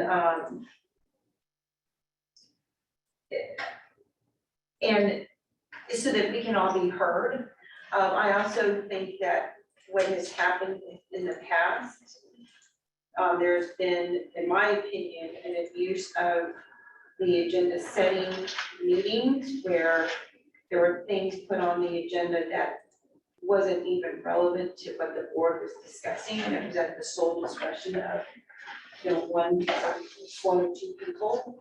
And I'm not gonna blame anyone. I think that there are times when there are prerogatives, but at the same time, I think that we have to remember that we operate as a board, as a whole board, and not individually. And so I just want to make sure that, everyone gets a chance to put things on the agenda in an orderly fashion, and so that we're kind of all together on the same page. And I don't even know why this is no longer on our agenda, because this used to be on our agenda. We had extensive discussion about what's considered a proposed agenda item. Is it just a proposed item that's gonna be approved? And then we discuss it that, that it gets on there as a proposed agenda item before it becomes a full agenda item. So do you remember when this was taken off? I don't. I remember it had been on, and then I went back to look at old agendas, and I really couldn't find them, so I don't know when it started. Well, But I think it started when, oh my gosh, probably before, around 2017, I don't know, probably around the time Robert got on, maybe it was right before Robert got on. Because I got on. No, I'm just thinking about the old board, the old board. Chuck, have your hand raised. Well, I think it's in our policy manual and it states it, so I'd like to make a motion that we re-add the agenda item, proposed agenda item to our agenda. Is there a second? I just wanted, I have a discussion. Oh, okay, well, we have a second and we can discuss. I'll second. Robert, Salon. Would there be a way that we want to put an item 5 where the public can go through the board with? That's on the bottom. The agenda. Yeah, so members of the public can request through, via a letter to the board or to the fire chief. I mean, it's outlines, at least a week before the board meeting, and then the board president, upon consultation with the fire chief, will determine whether the public request is a matter directly related to the district business. And if so, maybe take on the board's next scheduled meeting as a proposed agenda. Sure. Yes, Robert. And this for, I guess Michelle, it's not, I don't have it. Down in the, it's 1, 2, 3, third paragraph, there's the paragraph filled with all requests. But then if you go down further about 1, 2, 3, 4, 5, maybe 6 lines, starting at the 5th line, it says all agenda requests shall be made at least 2 weeks prior to the board meeting at issue. So once it's made, once a request is made, I assume it talks about having a form to be filled out. Is there a particular form available for that, or do we make up one and just send it in? Email? I think That's a good point, Robert. There's a time frame here. It's in time frame. I want to make sure we honor it, because if we get it a week ahead of time, that it doesn't still qualify for getting it onto the agenda. According to the policy, said at least 2 weeks. Wait, so that's for the board members, so that's, thanks for that distinction, Robert. But yeah, but it also, I think, in terms of what's good for one, is good for the other. I'm talking about for the community members. Yeah. Well, We could change that. I'm just bringing this out, so it's a matter of formality, because I know Michelle get inundated 2 days before the packet is due, on request, and we want to continue with that process. Or we want to stick to what we have is in the board policy of trying to make it 2 weeks ahead of time. For both board members as well as the community members. So let me ask you this, Michelle. So this, because I think Robert brings up a really good point, is actually there's a board member that wants to put an agenda item on there. That could actually be something that at some point staff would have to do something with, right? But this, so, yeah, why is there a difference if this is just a proposed agenda item? What is the difference between Well, what? so the board members have to have the two, they have to submit something 2 weeks, or the proposed agenda item 2 weeks before the meeting, and a member of the public can submit something for a proposed agenda item of 1 week in advance. But it would go under the proposed agenda item for the member of the public to be discussed whether or not they want to even put it on to a board agenda. A board meeting. I didn't write this policy, so I don't know why that's like that, but we haven't been following this policy anyway. I know, that's So, the and problem. as far as I'm concerned, you can send me an agenda item to be a proposed agenda item anywhere up to 2 days before the packet goes out. Because it's only an agenda item title. Pardon? Yeah, it's a proposed. It's a proposed There's agenda no item, staff so report. it's not gonna have a staff report or anything, so it's all just a matter of me writing the line. But thank you, Director Jones, for thinking of me. So it would be the staff report portion, so I think that somewhere in here, it says if the board wants to have an agenda, proposed agenda item, and if it gets approved to be on a future agenda, then you would work with staff or with a staff report and all that, and it's at that time I would want about Notice. a week, 2 weeks in Yeah. advance. So, If you read that paragraph, where, and I don't want to go through all of it, but, issues regarding, issues in this regard will be resolved by the board president, barring emergency or other, circumstances. All agenda items requests shall be made 2 weeks prior to the fire chief and the board president shall honor all agenda requests and meet the requirements of this policy as well. And somewhere in there, I'm not taking enough time for the delaying point. They talked about giving enough time to staff to write up a report. So I don't know if that's anything that has to do with future agenda items requests or after you get approved for at the next board meeting. For further investigation is where, time, enough time has to be given to the chief and the, HR to write up the report. so this, actually, this policy doesn't even talk about the proposed agenda item.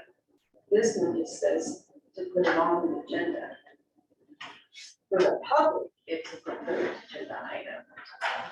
But what I'm saying to the board at one time, we had this discussion that we didn't have a proposed agenda item on the agenda. That I can see why now you would want 2 weeks, because that doesn't, this is agenda item requests. Right? It's not as clear for the board that it would be a proposed agenda item as it is for the member of the public. Well, for me, the way, when I read it as, it starts by giving you 4 different ways to get proposed agenda items on a future agenda. And when one of those 4 ways are No, it made, doesn't say that. It says any board member may request the placement of any item related, not any proposed agenda item. where's that? Right before, you're the 4 bullets, right? Any board member may request the placement of any item related to district business on the agenda of an upcoming scheduled board meeting in one of 4 ways. Right, so then you have the 4 ways, and then what I felt was if one of those 4 ways is met, then it would go on the next agenda as a proposed agenda item. That's not in here. The next one. It says the agenda item request from board members will be placed under the proposed agenda items section of the agenda. If the board approves the agenda item request, Okay. that item will be placed on the upcoming regularly scheduled board meeting, and the requester will work with staff to provide necessary reports and or attachments for the board meeting packet. So, okay, so I think this policy was kind of put together in a mismatched way. Yeah. At the time, because we had this, that's why there's that 2-week thing, which Robert, thanks for bringing that up. So maybe what we need to do is change the time frame for the board, because you said, Well, when we have the board policy update in May, we'll do that. I know, but then what if someone wants to put an agenda item? Well, we're gonna do that right now. That's what there was just a motion.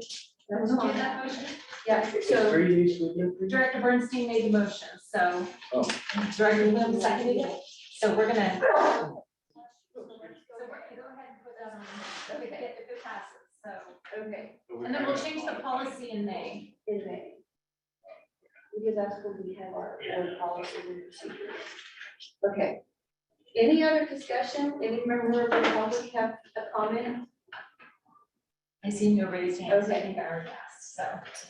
Roll call, please. Okay, great. Director Bernstein, Aye. Director Bloom, Aye. Director Jones, Aye. Director Solano, Aye. Director Peralta. Aye, that motion carries. So now we're at item 13, and so this might take a little while, so maybe we should take like a 5-minute break in case someone wants to do the bio break.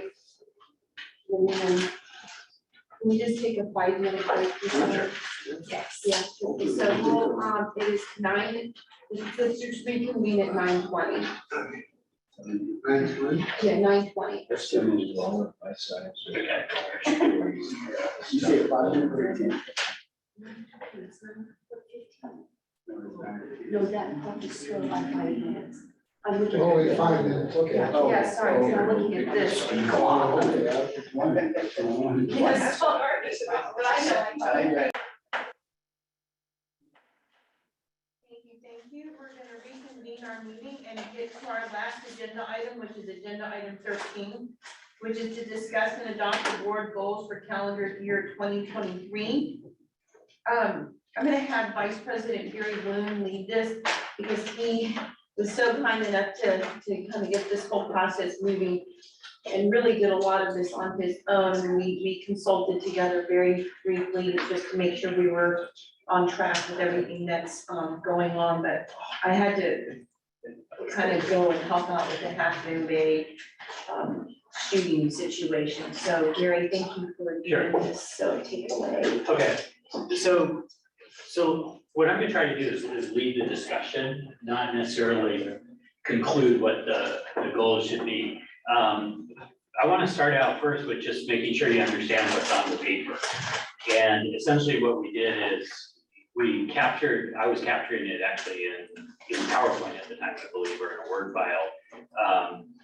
All the input that came in and keeping track of who was offering the input. In fact, I think I was running that live on the screen at the time. Subsequently, what I did is I moved that over to an Excel spreadsheet. With a little bit of formatting help from Michelle, we put this column over to the right to just try to line up so you could see who offered up what input. What I would tell you is that every piece of input, exactly as you worded it, is probably not reflected in this document. What I had to do in order to try to consolidate this and organize it into themes is I had to take the spirit of the discussion and tie related things together and correlate them together and try to memorialize it into the document. Okay, so it's not a I don't want you to think I was a court reporter taking down every comment and then translating it onto paper. There's a fairly substantial amount of judgment that was put into some of this. And then there were just a list of items down at the bottom, what I call the unassigned input, that I just couldn't really correlate or fit, or there wasn't 3 people all kind of saying the same thing, even if they said it differently. When I was reflecting back on the conversation or even looking at the YouTube video of the conversation. So my recommendation for tonight, so we can make progress on this, I don't know that we can conclude it tonight, maybe we can, and hopefully we can, is that we take each of the goals by number and talk about them. And I have kind of a proposal, because I think there's too many sub-goals under each goal.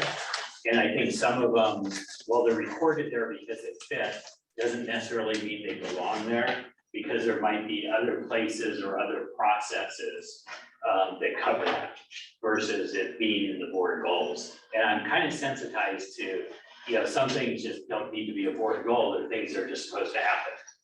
A little different than what we're trying to, kind of set a layer of things above and beyond the normal, the normal day-to-day board activities to accomplish.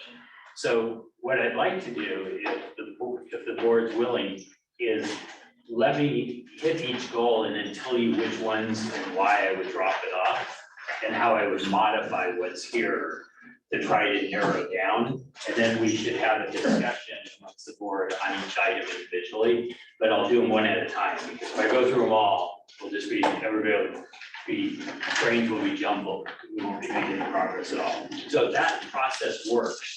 One goal at a time or one sub-goal at a time? One goal, and I'm going to talk about the collection of sub-goals, and I'm going to make a proposal to you about what I think we should do with the sub-goals. I've spent a lot of time buried in this document.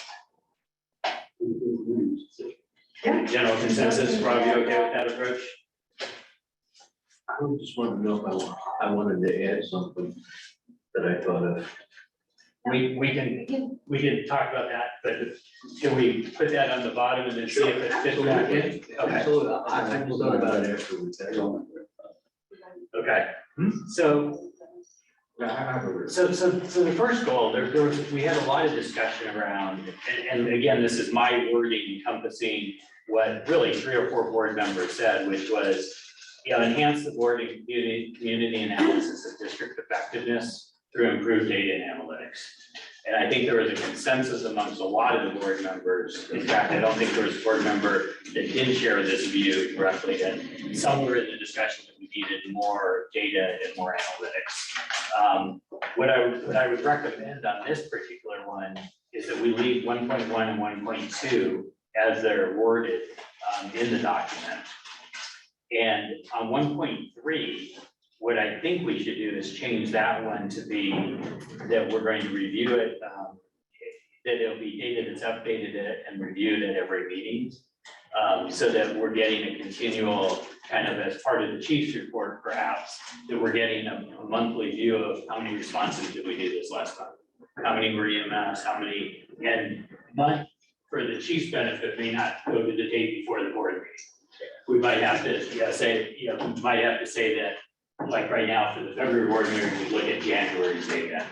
There needs to be time to put the data together. You can't have contemporaneous data, it's not real time. And then my recommendation is that we drop off 1.4 and 1.5 for 2 reasons. One is 1.4 is after action reports are kind of at the discretion of the chief and something that should generally be done on an operational basis. And then 1.5, the annual report to the community, has essentially been accomplished in the annual report the chief distributed. It came with the packet, in that there is a report going out that has both financials, but also what the district's been doing to serve the community. And so my belief is that 1.4, 1.5 should go away, 1.3 should be updated to be a standing item, that we review this data and analytics, and then we do the detailed reviews semi-annually. That'd be my proposal for that goal, and I think this goal is an important goal for the board, but I'll stop there. It's fine with me. Questions or comments? I guess the question is, and I am fine with that, Craig, But just for the board, does that capture what your intent was when we all kind of said that goal number one was an important goal for us for this year? Sounds like Juan's okay. No, I'm okay with the way Gary's put it out. Yeah, I'm good with that. I mean, it's possible that at some point we might want to move from semi-annual to quarterly, but I think we should start with semi-annual and see how it goes. I have no comment. Chief, any objection or looking at this as an impossibility? Because I don't want to put things that are. I mean, in the short term, it might be hard, but that's fine. Yeah, we'll get going. Hard, it gives us something to shoot for, so, no, Okay. that's great. All right. But just understand, Chief, this is a 2023 goal. Oh, I know, yeah. Well, if we have this fully in process by the end of the year, it'll be a success. Right. Okay, all right. So let me just ask a question about the wording of the goal. Are we prepared to say this is really a measure of district effectiveness? I mean, I agree with the enhanced board, the analytics and so forth. I'm just not sure it's a measure. So there could be other things, traffic, I mean, I don't know what. Are you saying what's the definition of effectiveness? Well, I'm just not sure this is it or this is complete enough or whatever. So I was thinking maybe we want to drop that, but it's not a huge deal. Well, everything else sounds really good. I mean, Chuck brings up a good point. Yeah, we can drop the word off of district effectiveness. I mean, I think ultimately, you know, kind of how we're responding, what our response times are, you know, how much mutual aid we're doing all is the effectiveness of the district. The primary goal of the fire district, I mean, yes, we have the prevention aspect, is to respond to fire and medical emergencies. Protecting life and property. Yeah, life and property, and that's what we're measuring here is, are they getting out there and accomplishing that goal? But I'm fine with deleting the Let me ask- district effectiveness. I'm assuming number 1.2 is in both directions. That is how often we imported service and how much often we exported service. Yeah, and some of that's going to be, if you had listened, I happened to listen to a lot of the dispatch traffic today, will be very difficult to analyze. Yeah, because I can tell you engine 3 was in Belmont, San Carlos, Redwood City, and in the district, all within a 2-hour window. Yeah, so, and multiple times, and I don't think it was just 3, I think there was it 5 that was running in and out of district as well? But there are several of the engine companies. A lot of them. Yeah, I mean, and just the same, we had, you know, San Carlos units responding to Menlo Park.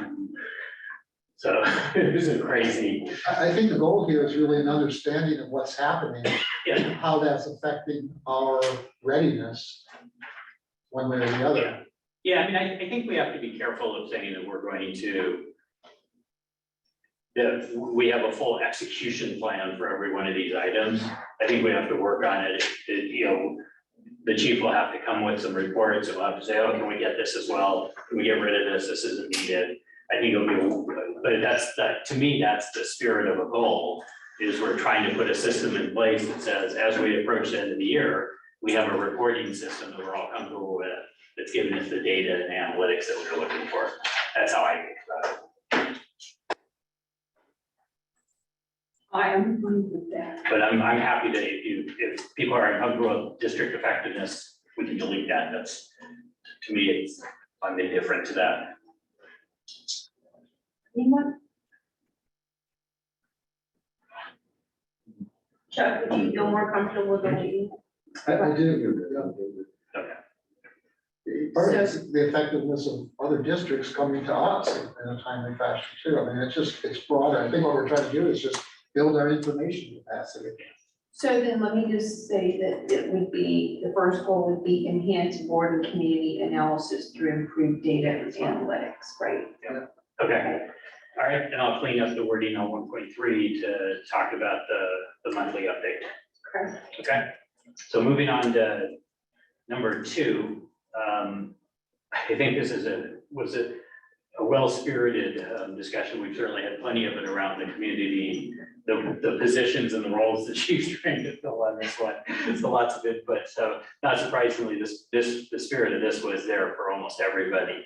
Improve district-wide emergency prep, including community volunteers. I worded it that way because I believe that we are touching on a couple different topics, which was, yes, community response is one part of emergency prep, but another response is the district itself. And what are we doing as a district to be prepared, whether that's stations, equipment, whatever else. And then, you know, looking at the items underneath that, the first one, 2.1 unchanged. My recommendation would be to delete 2.2 because I believe it is covered in 2.4. 2.4, which is the district-wide disaster response plan encompassing the roles of fire, special operations teams. USAR is a special operations team.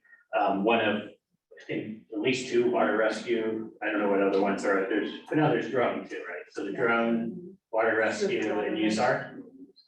Is that the 3? Or is there, Heavy rescue, heavy rescue program. yeah, okay.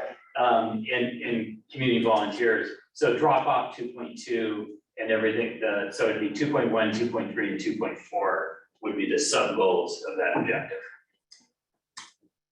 Any comment, Chuck? Yeah, I was just gonna propose that we put unassigned number 5 up in there as well.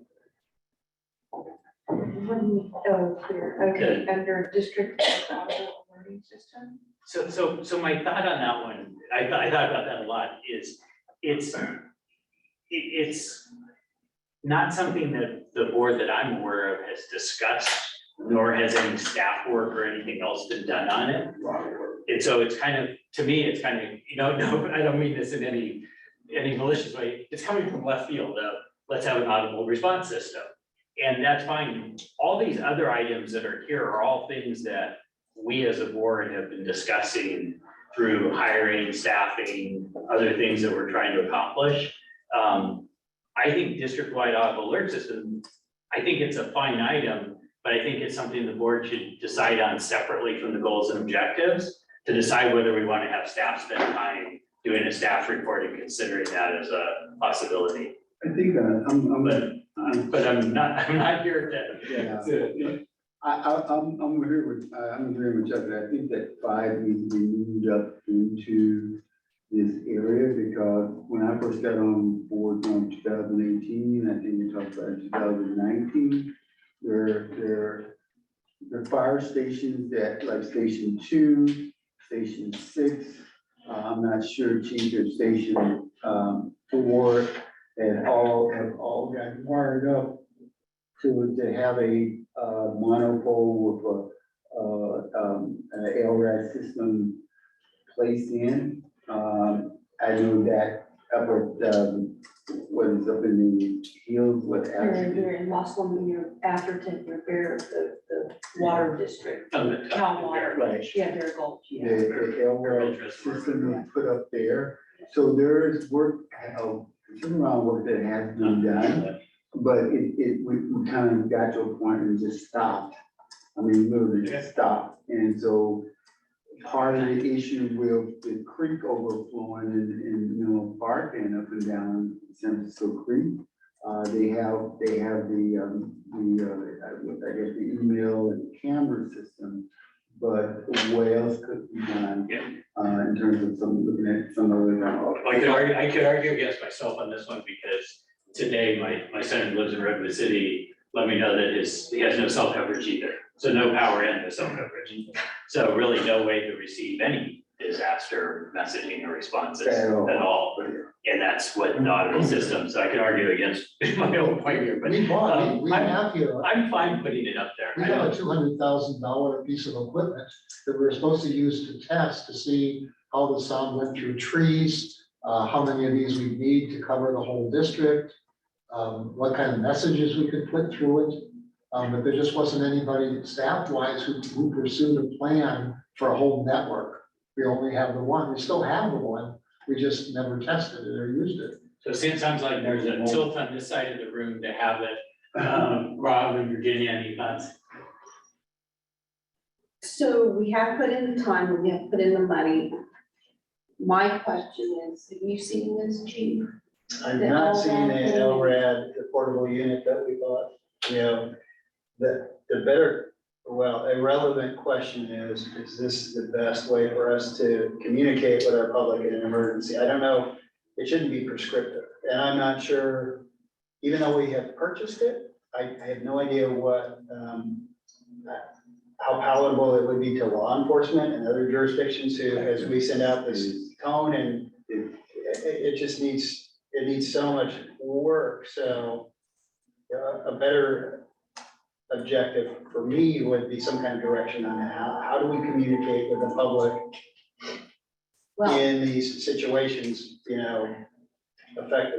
And I don't know if the LRAD's it, or I don't know what the answer is, but those are my concerns. If it's prescriptive like that, I think it's gonna be, this one could be, if we don't work collaboratively with the cities and law enforcement, then it could be a problem. So it sounds like you would rather this sub-objective be something along the lines of improved disaster communication, including consideration of non-municipal. So that would, So I wouldn't my, lose sleep if that was it. right, so my problem was during the floods and the storm. I don't know, did y'all get a lot of SMC alerts? Because I didn't get that many. I got some, but SMC is only good as information goes into. Into it, right. And where it was helpful for East Alto is just downright going windshield assessments in the neighborhood. SMC alert said, oh, there's gonna be a flood in the creek, San Francisco Creek. Okay, great, I get that. You know, whatever. Where's it gonna flood? Right, and so during this time, I was thinking of East Palo Alto, then Chuck, when you were sending us some updates on what's happened in your neighborhood with all the flooding and the, you know, your dissatisfaction and what maybe the last, not as quick response from the city of Menlo Park. You know, what did you, and I don't know, I'm asking this question, do you think that the LRAD system could have helped, been beneficial? Well, let me say, my proposal wasn't LRAD, my proposal was district-wide alerting system. Okay, So it could be almost anything, as the chief was saying. I happen to think the LRAD seems kind of promising. It's old-fashioned in a way, but it's one of those things that will work in an emergency where the electronics doesn't work. Only half the cell station things are powered with batteries, only half of them have power. So in an emergency, we know they're not gonna work. But the district-wide audible alerting system, I don't know, I mean, there's You're right, it different doesn't have to brands, be but audible, it doesn't have to be audible, it could be visual or something else. so you're just saying, you're back to kind of what I was saying, which was just improve disaster communication with consideration District-wide, for yeah. district-wide alerting system. And- Just get and I rid of think- audible. Yeah, and I think that, you know, something that opens the door back open to look at the possibilities. And let me just, in case you're not aware, Gary, these were speaker systems that were used on aircraft carrier, okay. So it was also, it was audible, not just an alarm, it was, Yeah, you know, voice. I'm familiar, they have them pretty widely deployed in Tokyo. Actually, I've been in Tokyo during major earthquakes and they blast out instructions. So If were they, if you're crazy enough to go outside down below all the glass, were they effective? not really, but I found it more effective to turn on the local news or to turn on CNN and see what they were translating. It was all in Japanese, but it didn't do anything for me. No, I would agree with the chief in coordinating it with law enforcement in the different cities. So you don't get that dual, you know, you got a siren going off, you got somebody, a loudspeaker, you know, doing this and, you know, it may be a confusing situation for them. Now, if they can coordinate all that with like East Palo Alto Park and coordinate, saying, okay, here's the announcement going out. And, chief, do we ever find out if, that the county system that puts out the alerts, if we have administrative rights to that thing? I'm pretty sure we do. On the SMC alert, Yeah. if we have administrative rights. Additional, yeah. Yeah, I'm pretty sure we do because we had it with the Fusion Center federally, where we can go into that system. And I think, Gary, didn't you mention that you had it for Task Force 3 where you could put out stuff as an Task Force admin? uses it, the search and rescue team uses it. Yeah. But we're using it for deployment purposes, to deploy teams. Menlo Park, I believe, was putting out their own SMC alerts during the course of the flooding. I'm So pretty sure they have it. I don't think it's restricted. I mean, I think anybody can have it, anybody authorized, for people can have authority within their jurisdiction to put messages out through the system, the countywide messaging system. So if that could be coordinated, where. I think it all fits into this. I Yeah, think- it does. But I think the topic is that there was strong sentiment about it, and I think everybody kind of shared, was that in the recent flooding, it exposed a hole in the communication strategies, that people weren't comfortable. Our community members told us this, Yeah. that they weren't getting adequate information during the peak of the disaster. Information at that point in time. And I think, as a fire district servicing that broad community, we can put it in as a goal and objective to try to drive improvement in that area. So here's, I I mean, Perfectly reasonable. I think this is all great, but here's the practical question for you, Chief. It seems like, the coordination piece holds up the actual implementation of something, right? And then we have another flood, and we have another incident, and then nothing is actually happening in terms of a district-wide alert system. So how would you even do something like this? I mean, it just takes so long to coordinate. I mean, I don't even remember getting a lot of these SNC alerts, or, I mean, like Robert said, it's only as good as the information that goes in. But I just think that there was something missing in terms of real-time alerts from the fire district to our residents. And the coordination piece, I think it's important, but it's on how do you prevent that from holding up what we need to do to make sure our residents understand that there's I mean, that's a an good alert point. system. Yeah, I mean, during all of our flooding and since the frustrations, the fire district didn't have a way to message That's our right. folks, right? So there's a product out there that law enforcement uses called Nixle. They also make a Nixle product for local fire and EMS agencies, so that's a possibility. If we were to, this is just an idea, purchase the subscription and really put it out there, this is gonna be your source of information if you live in the fire district, and we populate it with relevant information. That could be that kind of thing. And then it doesn't bleed over. It doesn't bleed over into, other people's areas, because people have signed up for it, right? So That's it would usually be like people. a localized fire district SMC alert. It's a matter of, Chief, though, I think it's inherently goal, what types of things you're communicating, because I would argue like today's wind emergency. There's been no communication. There should have been communication that the vast majority of your traffic lights in Menlo Park, Atherton area are out, please stay off the roads. Right. And there wasn't anything. We got nobody- something from Atherton, but it's just so I didn't get piecemeal. anything from anybody. I mean, you But I live in Atherton, well, you don't live in Atherton, you got Atherton. But the point is that, but I don't think it's our jurisdiction to talk about the traffic lights are out and there's a traffic problem. But it's completely within ours. It says you're in a flood zone, and we don't want to have to come evacuate you, so please, consider leaving this area to flood, imminent flooding. But to me, it's all about, let's improve the communication to the residents that live that we serve in our district. Because from my lens, they're not getting adequate messaging. And we heard it from the community, and I think it's reasonable for us to take it on as objective. I don't think we need to define it here, what the solution is.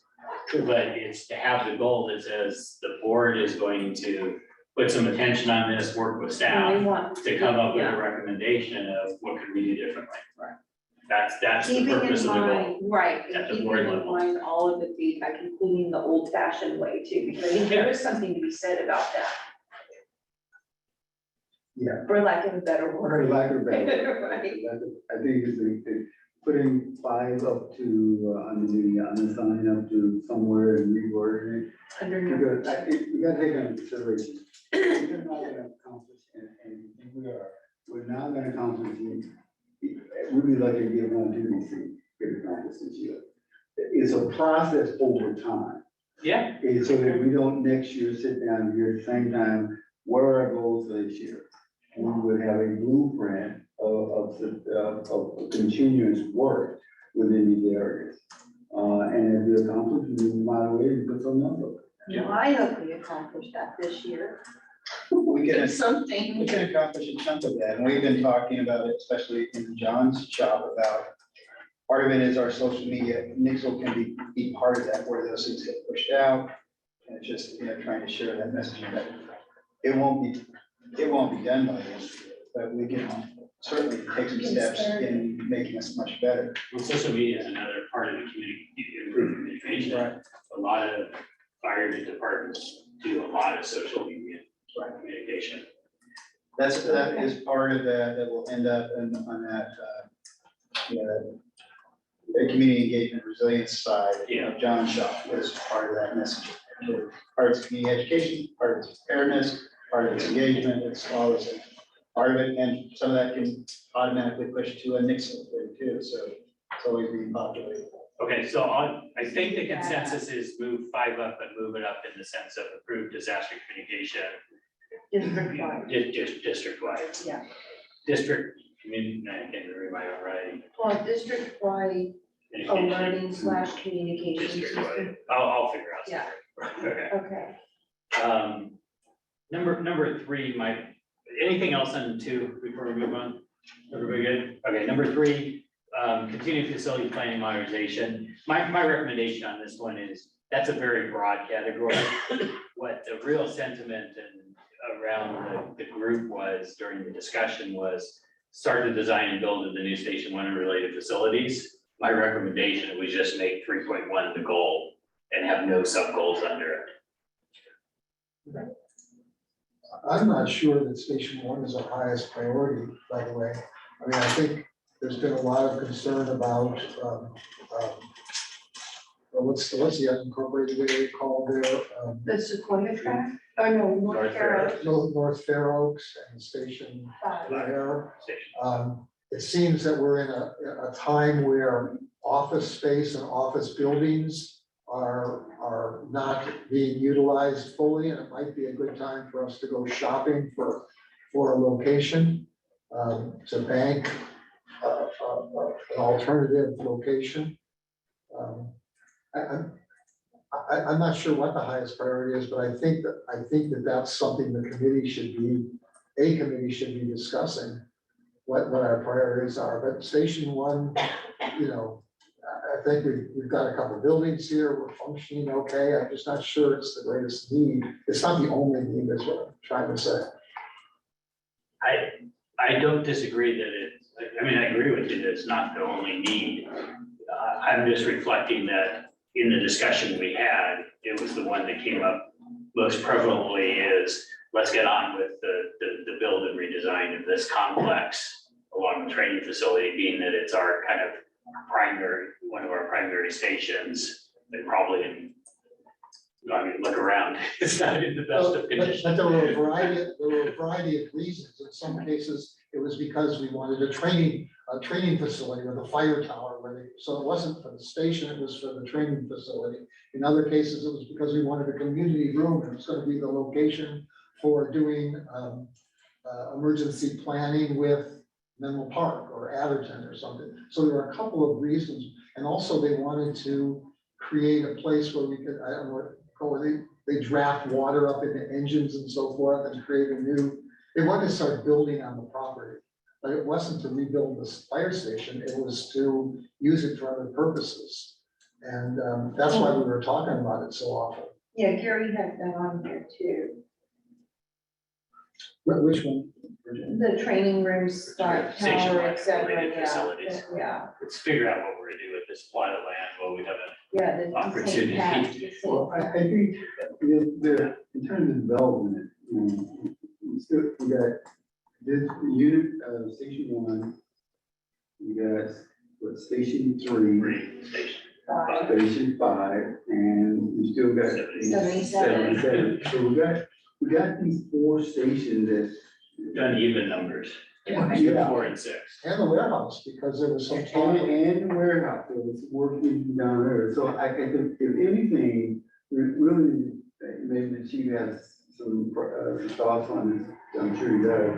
We need to prioritize these stations, this work that needs to be done, if nothing else, and the chief already have a priority in his mind. But I think the board needs to come, because, we gotta go figure out how to raise this money for these buildings to get the work done. We have some, but we don't have really enough to finish out the work. So I think while we're trying to figure out which one is doing, we need to also coincide with how much, how we gonna get this money raised. Each one's gonna donate $1 to get started. We need to figure this thing out. So that's the priority. Prioritize which building first. Do you have a do we have a multi-year facilities plan? I don't think so. No, I'm looking over here, we have a space needs assessment, right? This, Yeah, that's not a this facility. facility is a higher priority because it is the one in most need of replacement. Station 5 may, I don't know because we don't have run data. Yeah, Station 5 may not be in the best place, but there's a fire station constructed in the 90s, so it's. So we're maybe be on the right goal here then, which is, as a board, which is, it's a board goal, which is to create a multi-year facilities plan. So maybe we take out And that's the 3.1. that just eliminates that whole topic, that is the goal. Well, we that is. take out 3.1 and put 3.2 in as the goal. Well, no, but I don't think it's necessarily a facilities manager to do it. It's- No, it's that it The would board goal is create a multi-year facilities plan. Right. That's the Yeah. entire. be. Okay, got it, okay. I see what Let's you're get saying. a chief here on that and let's, you figure that out. So We will figure that out. create, what did you put? Create a multi-year facilities plan. That's to replace everything that's there. That's gonna be 3, Actually, the only one. the Yeah. only thing. There will be no 3.1 and 3.2. Okay, Okay. okay, we have consensus. As good as consensus as we're gonna get. Yeah. Okay. Moving on to 4. 4, lots of discussion, obviously, about the multi-year strategic plan and the related processes, everything from, the chief, where the chief's objectives fit in, to the work Manny did, everything else. My recommendation here is that we adopt this kind of as is, except to drop off 4.5. Because adopting a quarterly progress reviews of our goals has nothing to do with the multi-year strategic plan. I'm not sure how it landed there. So that's probably an error on my side. That's just an agenda item. I think No, we should do a quarterly review of our goals, well, see how we're doing. I think that may have emanated from me, that you came from the bar. The thought was that anytime you start somewhere, you get to measure your progress. Yep. And so whether it's quarterly or whether it's twice a year, or once a year, that needs to take place. So we can have a benchmark of where we are, so that we can begin that starts that planning for next year. But you want that for the strategic, was that relevant to the strategic plan? That's for all the goals? Well, it's mainly, it's mainly for the goal that we set for ourselves, or hopefully it's strategic in some respect. And that we begin to kind of assure ourselves that we are moving forward with the goals and objectives that we set out for ourselves. So, yeah. So I'm so confused, sorry. Yeah. Do you want that? Because my view, the reason I said move it out is I think we should just agree that once a quarter, we're going to have an agenda item that says we're going to review the progress of our goals. Yeah. That's right. Is that what you were trying to accomplish? That's what I'm trying to. So I think that's separate from the goals themselves, is just that we need to agree that we're gonna have an agenda item. We can go through Michelle's proposal process and vote on it, but so I didn't mean that as sarcastically as it came across. The area, when you, on 4.7, Yes, I think we should integrate the chief's goals. Go really quick, because that's the direction that. yeah, I'm not suggesting we move that off. Oh, okay. The only one I'm suggesting we move off was 4.5. What about 4.4? What does that mean? Yeah. That's, okay. We don't want to give you too much. I know you have to ask Robert that. Since you've already worked on that. I figured we didn't integrate. Oh, well, the thought was that, you know, like we had, like, if we were to reevaluate at the end of last year, or what we had set for goals, and we actually accomplished those goals at all. The carryover. And if we haven't, just carried them over to the next year. So that was the thought that I had in mind. So is that type of agenda item, is it in the fourth one of the year, we review what's to carry over? Right, yeah, because if not, then we create new goals every year with no. So carry over to 2024 then, and that would be, so 4.4 would move out to that agenda item. Yeah, For which one? The agenda, 4.4, 4.5 become just a standing agenda item once a Yeah, on quarter the, to okay, review the goals yeah, with the idea that says in the last review of the calendar year, we review the carryover to 2024. okay. So we're taking those off of 4. I have a question for Virginia. Yeah. Virginia, how would you propose implementing this? Would you see this, at one point you said you might do it as a whole board, or would it be better to constitute that? Part. I'm talking about the whole 4. Is this something that Well, I you was were hoping, constituting the committee with this as a charge? Or would you see no, I putting think part of that this on we every need to, meeting? I think if we want to do a strategic, then we should actually have a proper strategic planning session like we did probably 10 years ago. We bring in a lot of the stakeholders. Actually, the chief and I were talking about that, right? Do you want to talk about some of the things we talked about? Sure. Like, I mean, ultimately. I think, if we're wait, good- hold on. I mean, you were not on the board at the time when we had this. Well, I think Rob and I were the only one. When Steve Notchbad was the president, and we had HR, I mean, all of the main issues, and we had the labor groups, the fire committee, everyone in one room. And I want to say it was like 2 days worth. And I mean, I don't know, this is something we can discuss. I think if we're gonna do any kind of committee work, maybe it's, bring back the ad hoc committee on facilities, maybe. Because we used to have that too. So this is something that we should probably discuss, but Chief, you wanna talk about the idea that you and I talked about strategic planning? Can I pause you on that Yeah. thought, because I think what we should try to do is memorialize what the goals are, Okay, and then at the next meeting, have the agenda item that says, okay, now how are we going to get going on these Okay. goals? okay. Well, I do wanna answer Chuck's question. Yeah, I'm fine with it, but I just, as a generic. Yeah, kind we of- don't have to make that decision. That's but all I I'm think- saying. I think Chuck's question is urgent. Don't know if I heard the question, but, But we don't have a strategic planning committee anymore.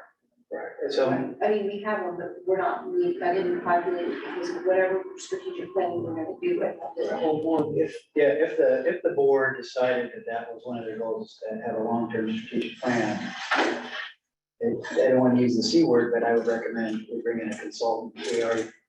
I know.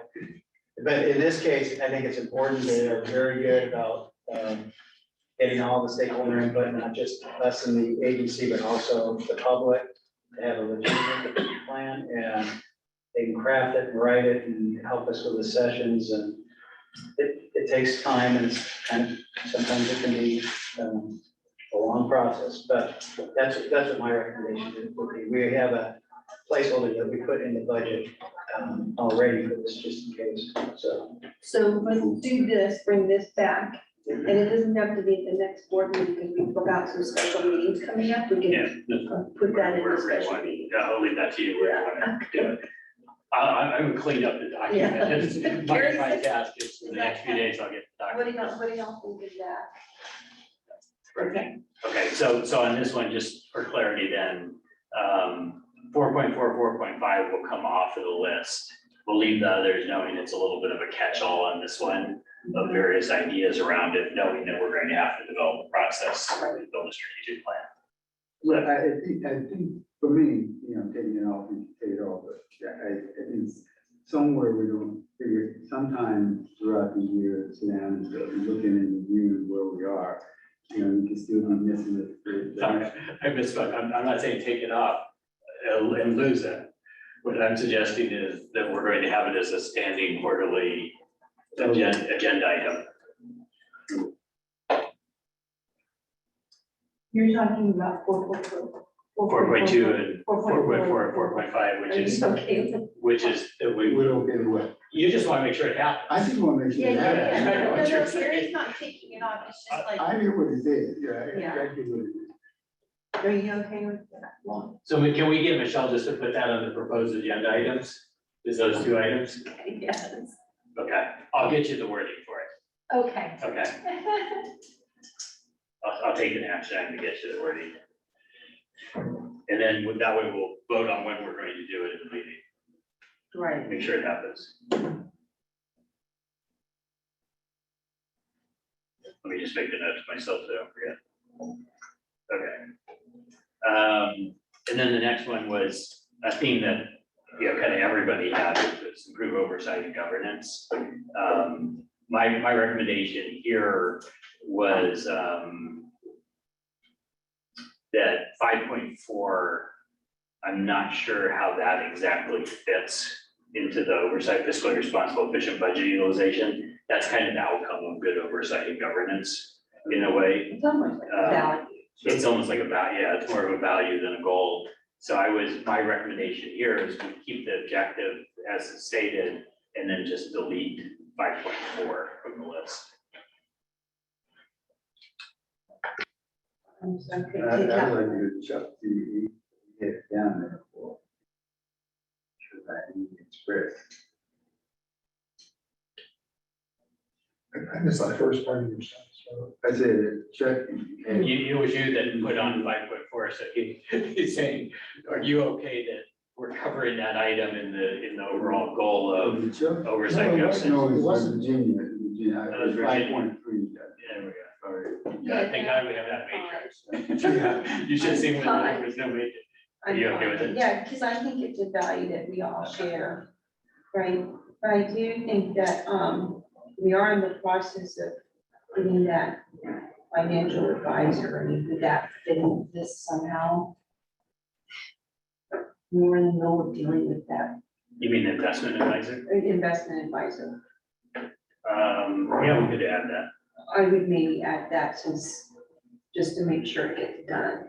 You know what I'm saying? I mean, that's part of oversight governance. Yeah. Managing the money that we have. Yeah.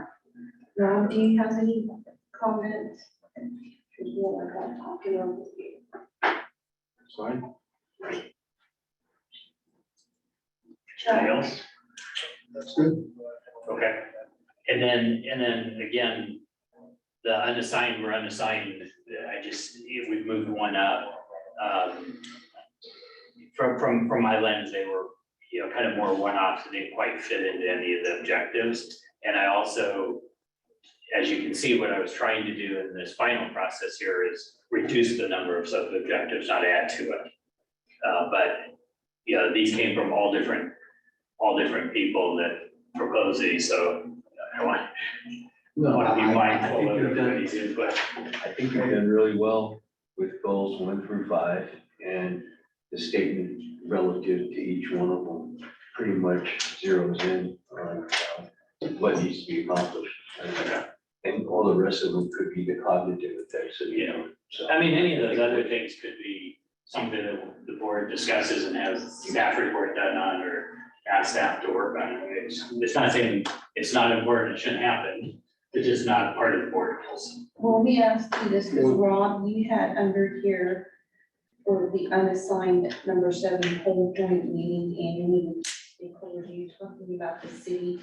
That could be Because I think oversight of governance, you see. Well, You either know, that Gary's, I or think, number he's two. But I think it's also one we've already agreed that we're gonna go, we're gonna hold them, Exactly, and there, some of them are already in process. exactly. I know, but what I'm saying is maybe we should put some of these that are in process as the goals. We're gonna have to use this document as a way to evaluate the chief too, right?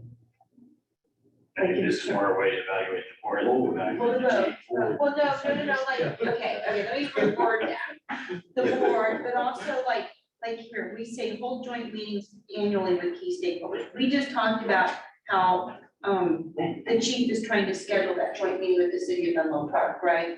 And probably with the town of Atherton at some point. And so we put that like in item number, or goal number 2. Right? I'm just, all I'm being says is we could put everything, I know, everything in the world into these objectives. I know, but- And my fear is we just lose sight of Yeah, I know. the spirit of what we're trying to get done. That's like a good general. Yeah, no, I know, but then I wanna have something that says, okay, well, chief did this, and these are the things we accomplished too. Right, I think that's part of going back up to 4.4, 4.5 in terms of looking at quarterly. Yeah, that's what I'm- yeah. annually, we're a progress. Yeah, okay, like a progress report. And that's what that's. pretty much all about. Okay, I mean, the most effective way to manage things as a board that we want to get done is to keep them on the agenda. right, that's right. And then you have to It's talk in about front of you. So if that could be another just item that's on the agenda, is a standing item on the agenda, is what's the status of our joint meetings? Right. We'll talk about it every month until it happens, or until we're tired of talking about it, take it off. Yeah, I want to add that I do think, while strategic goals and operational goals could be the same, or the operational goals could be part of the strategic goals, that they're separate in a way, where the chief is responsible for like this unassigned number 1, ensure all employees have an annual performance review. But that's not something for the board to be doing. And so we can evaluate the chief on something like that. So I don't necessarily think these should be the same things. Yeah, I had the same feeling on the after action reports on COVID. It's Exactly. like, that's an operational thing that, you know, if we had a major event, flooding, COVID, whatever, you know, chief's discretion, it would seem logical that an after action report would be done. Right. Yeah, like Gary, I was gonna add the ISO rating to raise it, but we have that under, that would be under data. Yeah. under number 1. So, Yeah, I was gonna say the same thing that Roger said about number 6, which is the countywide consolidation efforts. To me, that's part of this whole strategic plan. How are we gonna deliver services? What's the best way to do it? So dropping unassigned 6 is fine with me, because I feel like it's gonna be covered under the multi-year strategic plan. Right, exactly. I mean, maybe that's what, I mean, it is one of the things that are gonna be covered with the strategic plan. Or with the management of it, to get it, you know, will they identify those items? I have a, maybe I missed it, I thought I was going around talking about goals, and I know I didn't send it tonight. It's possible I missed something, so. I didn't send it to you, like I said, I was on. No, it's fine. One of the things that I don't see here that was, I think we as a board, we really need to keep this at the forefront and throw this out there, and, you know, I'm hoping that we receive well. But I think we still need to look at the fire district. We need to really kind of get back into trying to understand the whole notion about diversity, equity, inclusion. So, Yeah, and then and I think if we don't figure out a way to work on these areas, it would be like wind blowing right now. We don't know where it's going, and we don't know where it's coming from until it's, you know, back up on the feet again. So I think, and I don't know was highlighted in terms of goal, other than developing some type of DEI plan, and figuring out who we need to engage into developing that plan. I think the board, as a district as a whole, but I think we need to kind of bring that, keep that, and work on it as a board, not only for the staff, but for the board as well. But everything starts from the top. Is that part of the multi-year strategic plan? That we You know, embrace, I don't you know. build in a diversity, a DEI plan as part of Either the. that or It could be, but I think it really is Be standalone. it's a warehouse in and of itself. And that can be, like I said, part of the overall strategic plan for the district, but it needs to be a warehouse in and of itself. So your recommendation, I'm not trying to put words in No, your no, mouth, no, is please tell to me. have an item 6. yeah, And it sounds like you want diversity, equity, inclusion in it, which I don't disagree with, and you want mental health. to be So a maybe it focus. should be an HR category. I mean, because that's something the HR committee was thinking. Yeah, I mean, Looking at it. that's why, to me, it kind of moved down there a little bit, because there was an item there about looking at how to support mental health efforts was one of them. Right. DI, I don't know what happened to that, but I think you may have mentioned it, I may not have captured it. Yeah. Is that it's already been taken up in the HR committee and being worked on as part of the HR committee. But I also appreciate you're saying, no, I think it should be a top level goal of the board to drive change in that area. think so. I think You know, it's hard to argue against it. That's just Yeah. me, you know, and. No, I'm with you, but I think on those two issues, not just the DEI issue, but the mental health and Chuck, any thoughts? Well, to me, it's a dilemma, because to me, the number one mental health issue is the sleep schedules of our firefighters. And most of them don't want to change what they're doing, which we know leads to lower maturity, lower earlier deaths and more disease and family issues. It is a huge problem. See, waking people from the dead sleep in the middle of the night and then trying to get them to go back to sleep. I mean, and yet I don't think there's very much drive within that group to change what they're doing. So how do we do something which many of them don't want to have? Well, I mean, we can make it as another goal to even have a discussion, because I'm not sure we have all the research on that. That's anyway. the easiest way to capture the spirit of what's being discussed is, Just put another is number just add 6. a number 6 goal for diversity, equity, Well, inclusion, and each- mental health of our employees. Just improvement on those two areas. Maybe you could Yeah, generalize it, want a talk general about the one? work environment or. I wouldn't generalize it, be specific. Okay. Improve DEI and mental health of our employees. But what do you think? As a general perspective relative to goal. So it sounds to, there will be 2 ways of doing this. It sounds like making, well, there's the work environment general thing, or then the specific. So mental health, what do you have on there? I have improved DEI and mental health of our employees. Are you okay with that, Michelle? Okay. Yeah, it's a difficult. We make it clear that there's not a lot we can do about one or the other of them, but I know we can do stuff about DEI too. We could do some, all- And I think even mental health, but we may not be able to solve, we may not be able to solve the underlying issue that's causing it. We could certainly improve focus and services and everything else that affect it. Right. Okay, Okay. so then those would be the 6, right? So my there's been so much change here.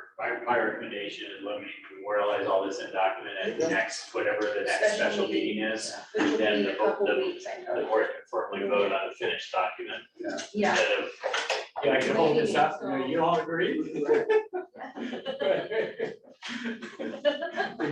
Thank you, Gary. Thank you.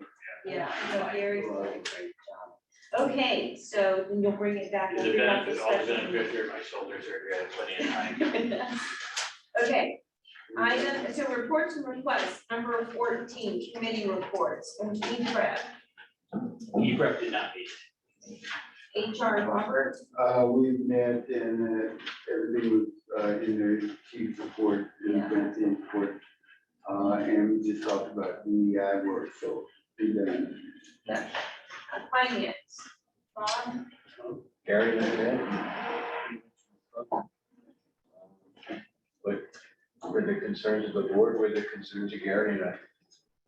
okay, Thank thank you, thank you. Okay, liaison reports, Town of Atherton, Gary, Yeah, so Atherton's actually had 2 meetings since the time frame of our last meeting. And there's really kind of 3 topics that were discussed. So one is there was an ordinance that's now been passed. It was presented and then, I don't know what the whole process was, but it was voted on at the last meeting, which had to do with targeted residential picketing. So they had some issues in the portion of Atherton with picketers that were actually hired by somebody to picket a business leader's house and disrupted an entire neighborhood. And it was going 24 hours a day, 7 days a week. And so the police did not have an ordinance for it. So worthy of noting, I'm kind of glad to have that one there, now that I'm a public official, in case anything comes of that. And then, so they passed that ordinance, and then they were continuing the discussion about low-income multifamily housing. This is at the first meeting, I'll get into that more in the second meeting. And then they spent a little bit of time just talking, a side topic that seems to come up fairly frequently is traffic patterns and safety around traffic, and then emergency vehicle access and where emergency vehicles travel through the town of Atherton. And I'm not quite sure I completely understand the problem, because when I see the engines go down, they're going down main streets. They don't like to wind down the little narrow streets that have lots of cars on them, so I'm not sure what the issue is there. The more pressing issue for Atherton Council has been the entire issue around the housing element and trying to meet the state requirements for affordable housing, workforce housing, and other things. They've done a lot of work to try to include, and they have a proposal into the state now that they're waiting for feedback on, that would, try to include some of the campus housing at Menlo College, trying to include ADUs and encouragement and easing up the planning processes for ADUs. So they have a lot of ideas. They've been all over the map as to what they're going to do. The real danger here for the town of Atherton is that if they don't get an approved one, not this submission, but the following one, the state could actually overrule the planning department's policies and open up. And then there's also this thing, a mandate, and there's also this thing called the builder's remedy, where somebody that owns a piece of property could just go off and develop it with approval of the state and put multifamily housing on it, right in the middle of wherever they want to put it. And there is a resident at 20 on Oak Court that is, and that was tied to the article you would have seen about Steph Curry. Yeah. Lane, there is a resident there that has a piece of property that wants to develop it. It is part of the plan that they've submitted. So that's why there's concern there. And then in the last discussion, they got a letter, about 12-page letter from a housing coalition. The group is the Atherton Housing Coalition, unknown group of people, because the letter was not signed. That said, not only should they not do any of that, what they should do is they should use all city-owned property, like the park, the corporate yard, across from the library. The 20, that they should use Menlo Park Fire District property, including 28 Almondrell. And that they should use some of the land owned by some of the schools to build affordable housing, Selby School being one of them. So that was the proposal from that. The board kind of said, well, we're really not going to discuss it because we haven't noticed the residents that live near these addresses and we don't know the property. They then had about an hour discussion on it. And didn't conclude much of anything other than they're going to wait for the response from the state on their current proposal they don't want a lot of new ideas being surfaced while they have a pending proposal that our state meets the requirements. So my recommendation on the 28 Almondrall property is that, and Chief, you can jump in here because it was brought up in our meeting with the town manager as well, is that as a side discussion, that was not the purpose of that meeting. My recommendation is we put it on the agenda for the next regular board meeting, and that we get the sentiment of the board understood, what our position should be, so that we can give the chief our general direction relative to the district's interest in considering that property for some form of workforce housing, some form of selling it to the city of Atherton, Or not. or not doing anything.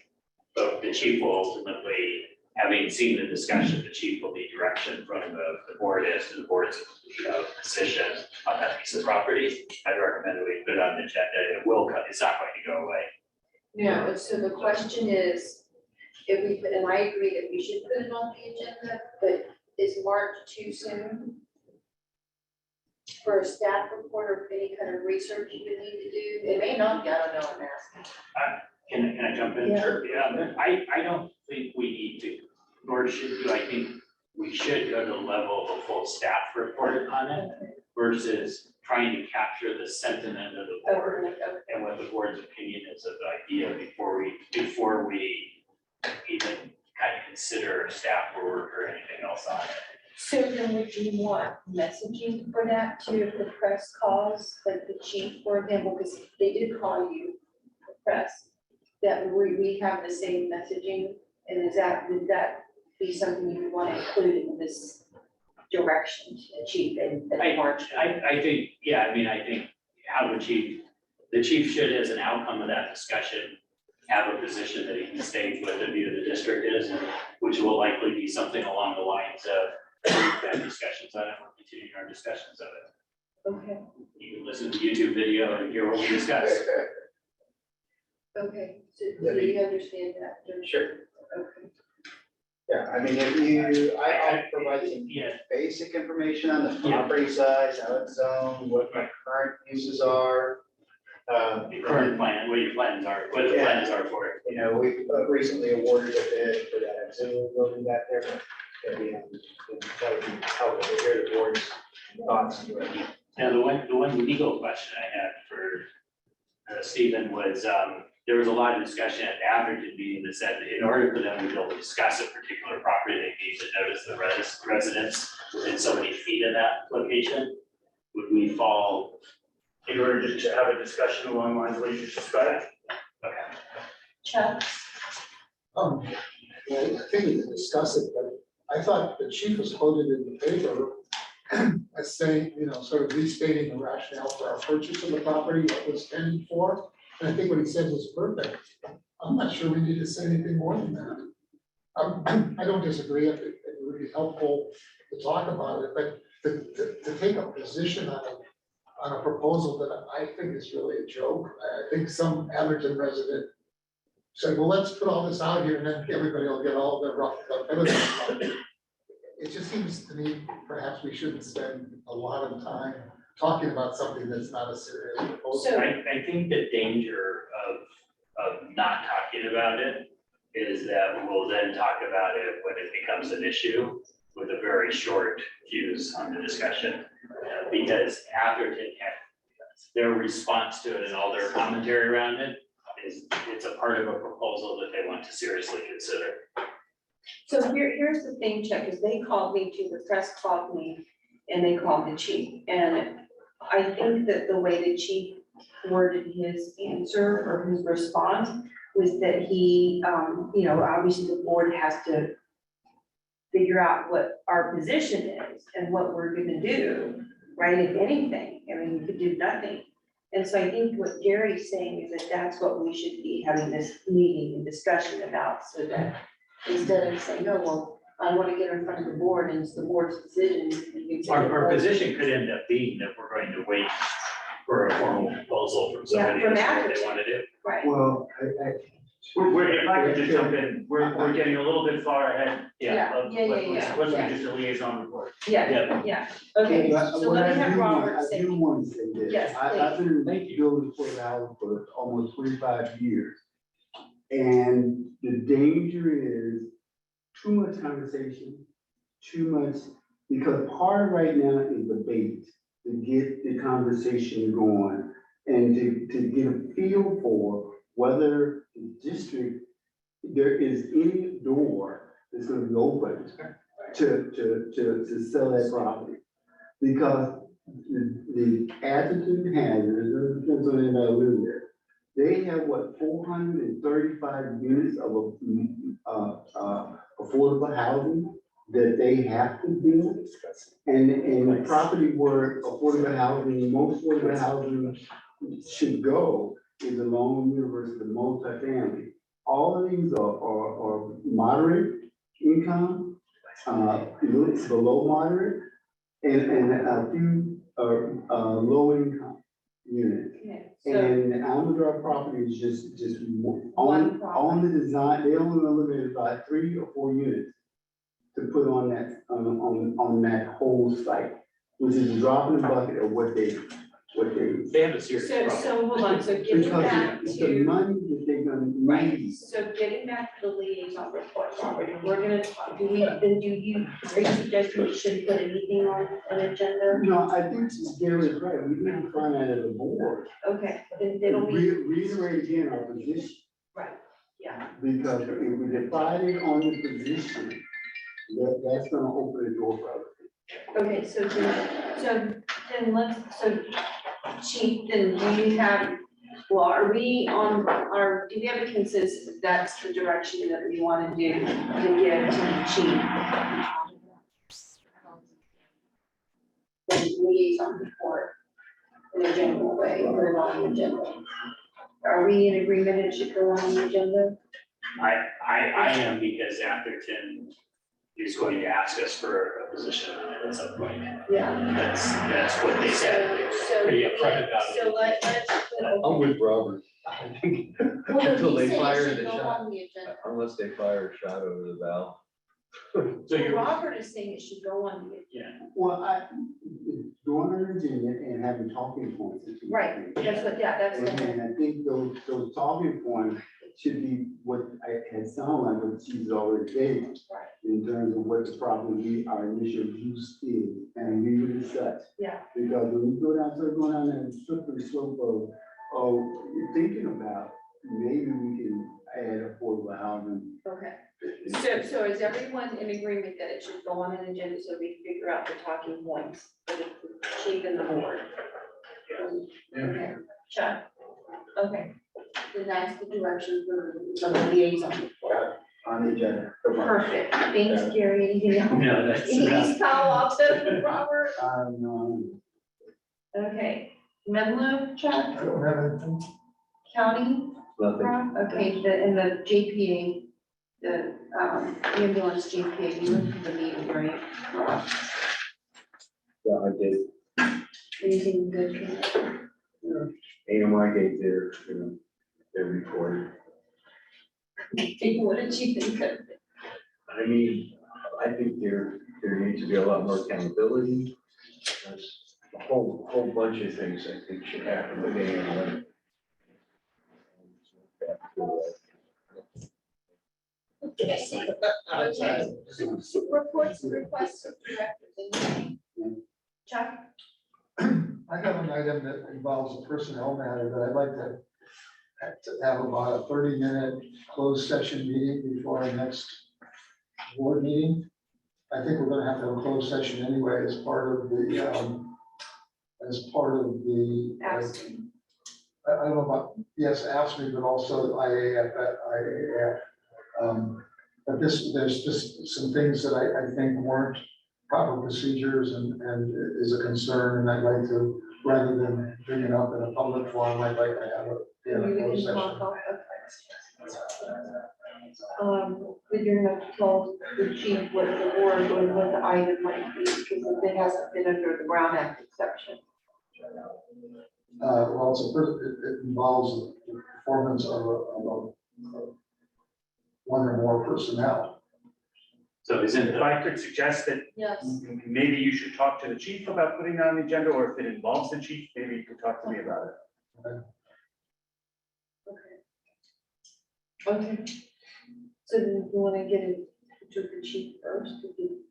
Or do you figure out who the appropriate party is? I think the board policy is, unless it's the chief, is that the board member is supposed to talk to the chief about personnel issue. That's the board That's what- policy. Right. So you'll talk to the chief, Yes. okay? Okay, Let me just say though, if it were about the chief, which it's not, right, it would have been a difficult thing to say in public here. right. Right. So you sort of put me on the spot here, but maybe the learning is out there now, and in the future, I wouldn't need to bring it up in the same way. Gary? Ron? Okay, I just have a quick president's report. I requested, thank you Francine and Chief, the FTE count that you should have received in an email, I just asked for it to understand what the growth it was for the different departments and the different bargaining units, so that we just, and as we deal with these contracts, that, you know, we have more information. So if you get a chance, please take a look at that. So thanks Francine for putting that together. The other thing is, I just wanted to say that, when, during that Half Moon Bay shooting, I had to go out there to do some work, translating work and just different types of things, dealing with mental health and cultural appropriateness of, just services. And what I found was that I just think that the agencies were not as prepared in general to meet the needs of the residents, well, especially the Chinese farm workers, but the nonprofits weren't even ready. But also, at these areas, the farms where the shootings happened, 2 farms, which I've seen.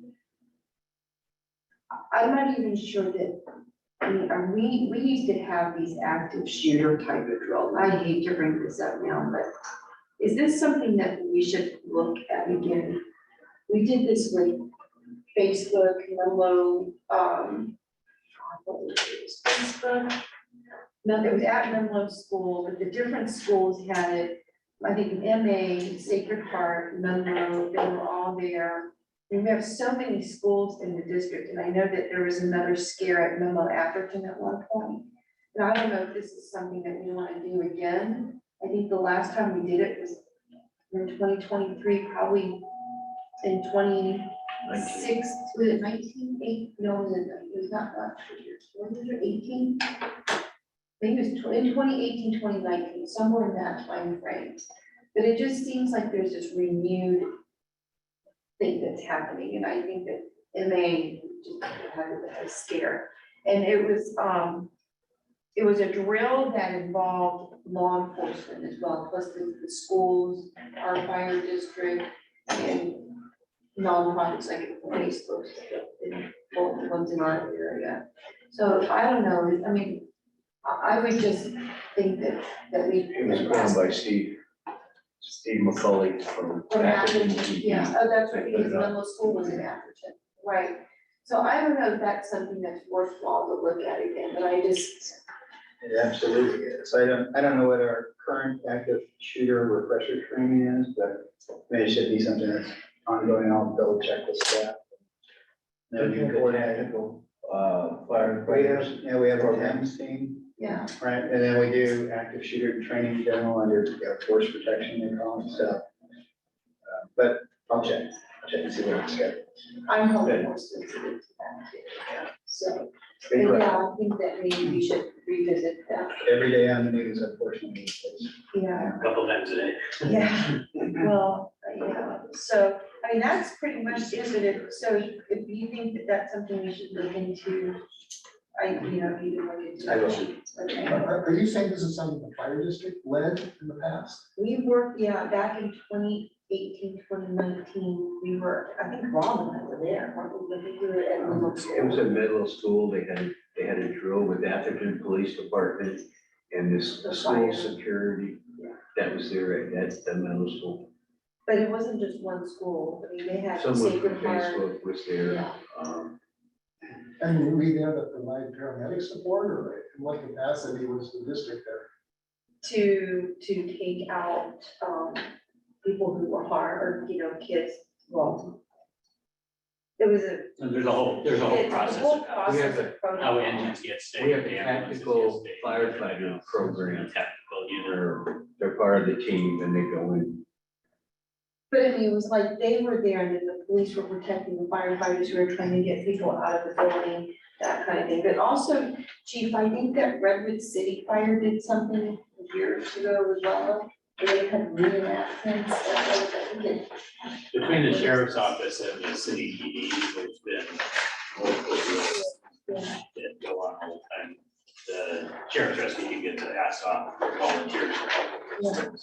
So I know they're going on.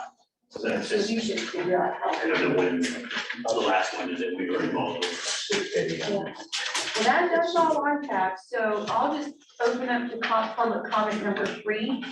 Any public comment? I don't think we Michelle? have any members of the public comment, but I'm not sure who everybody is. So if anybody has public comment, they can raise their hand or press *9 if they called in, and seeing none, no. Okay, so I'll close public comment number 3, and we'll adjourn this meeting at 10:43. Thank you, and then I guess we'll do the doodle poll for our special meetings. The meeting is adjourned. This is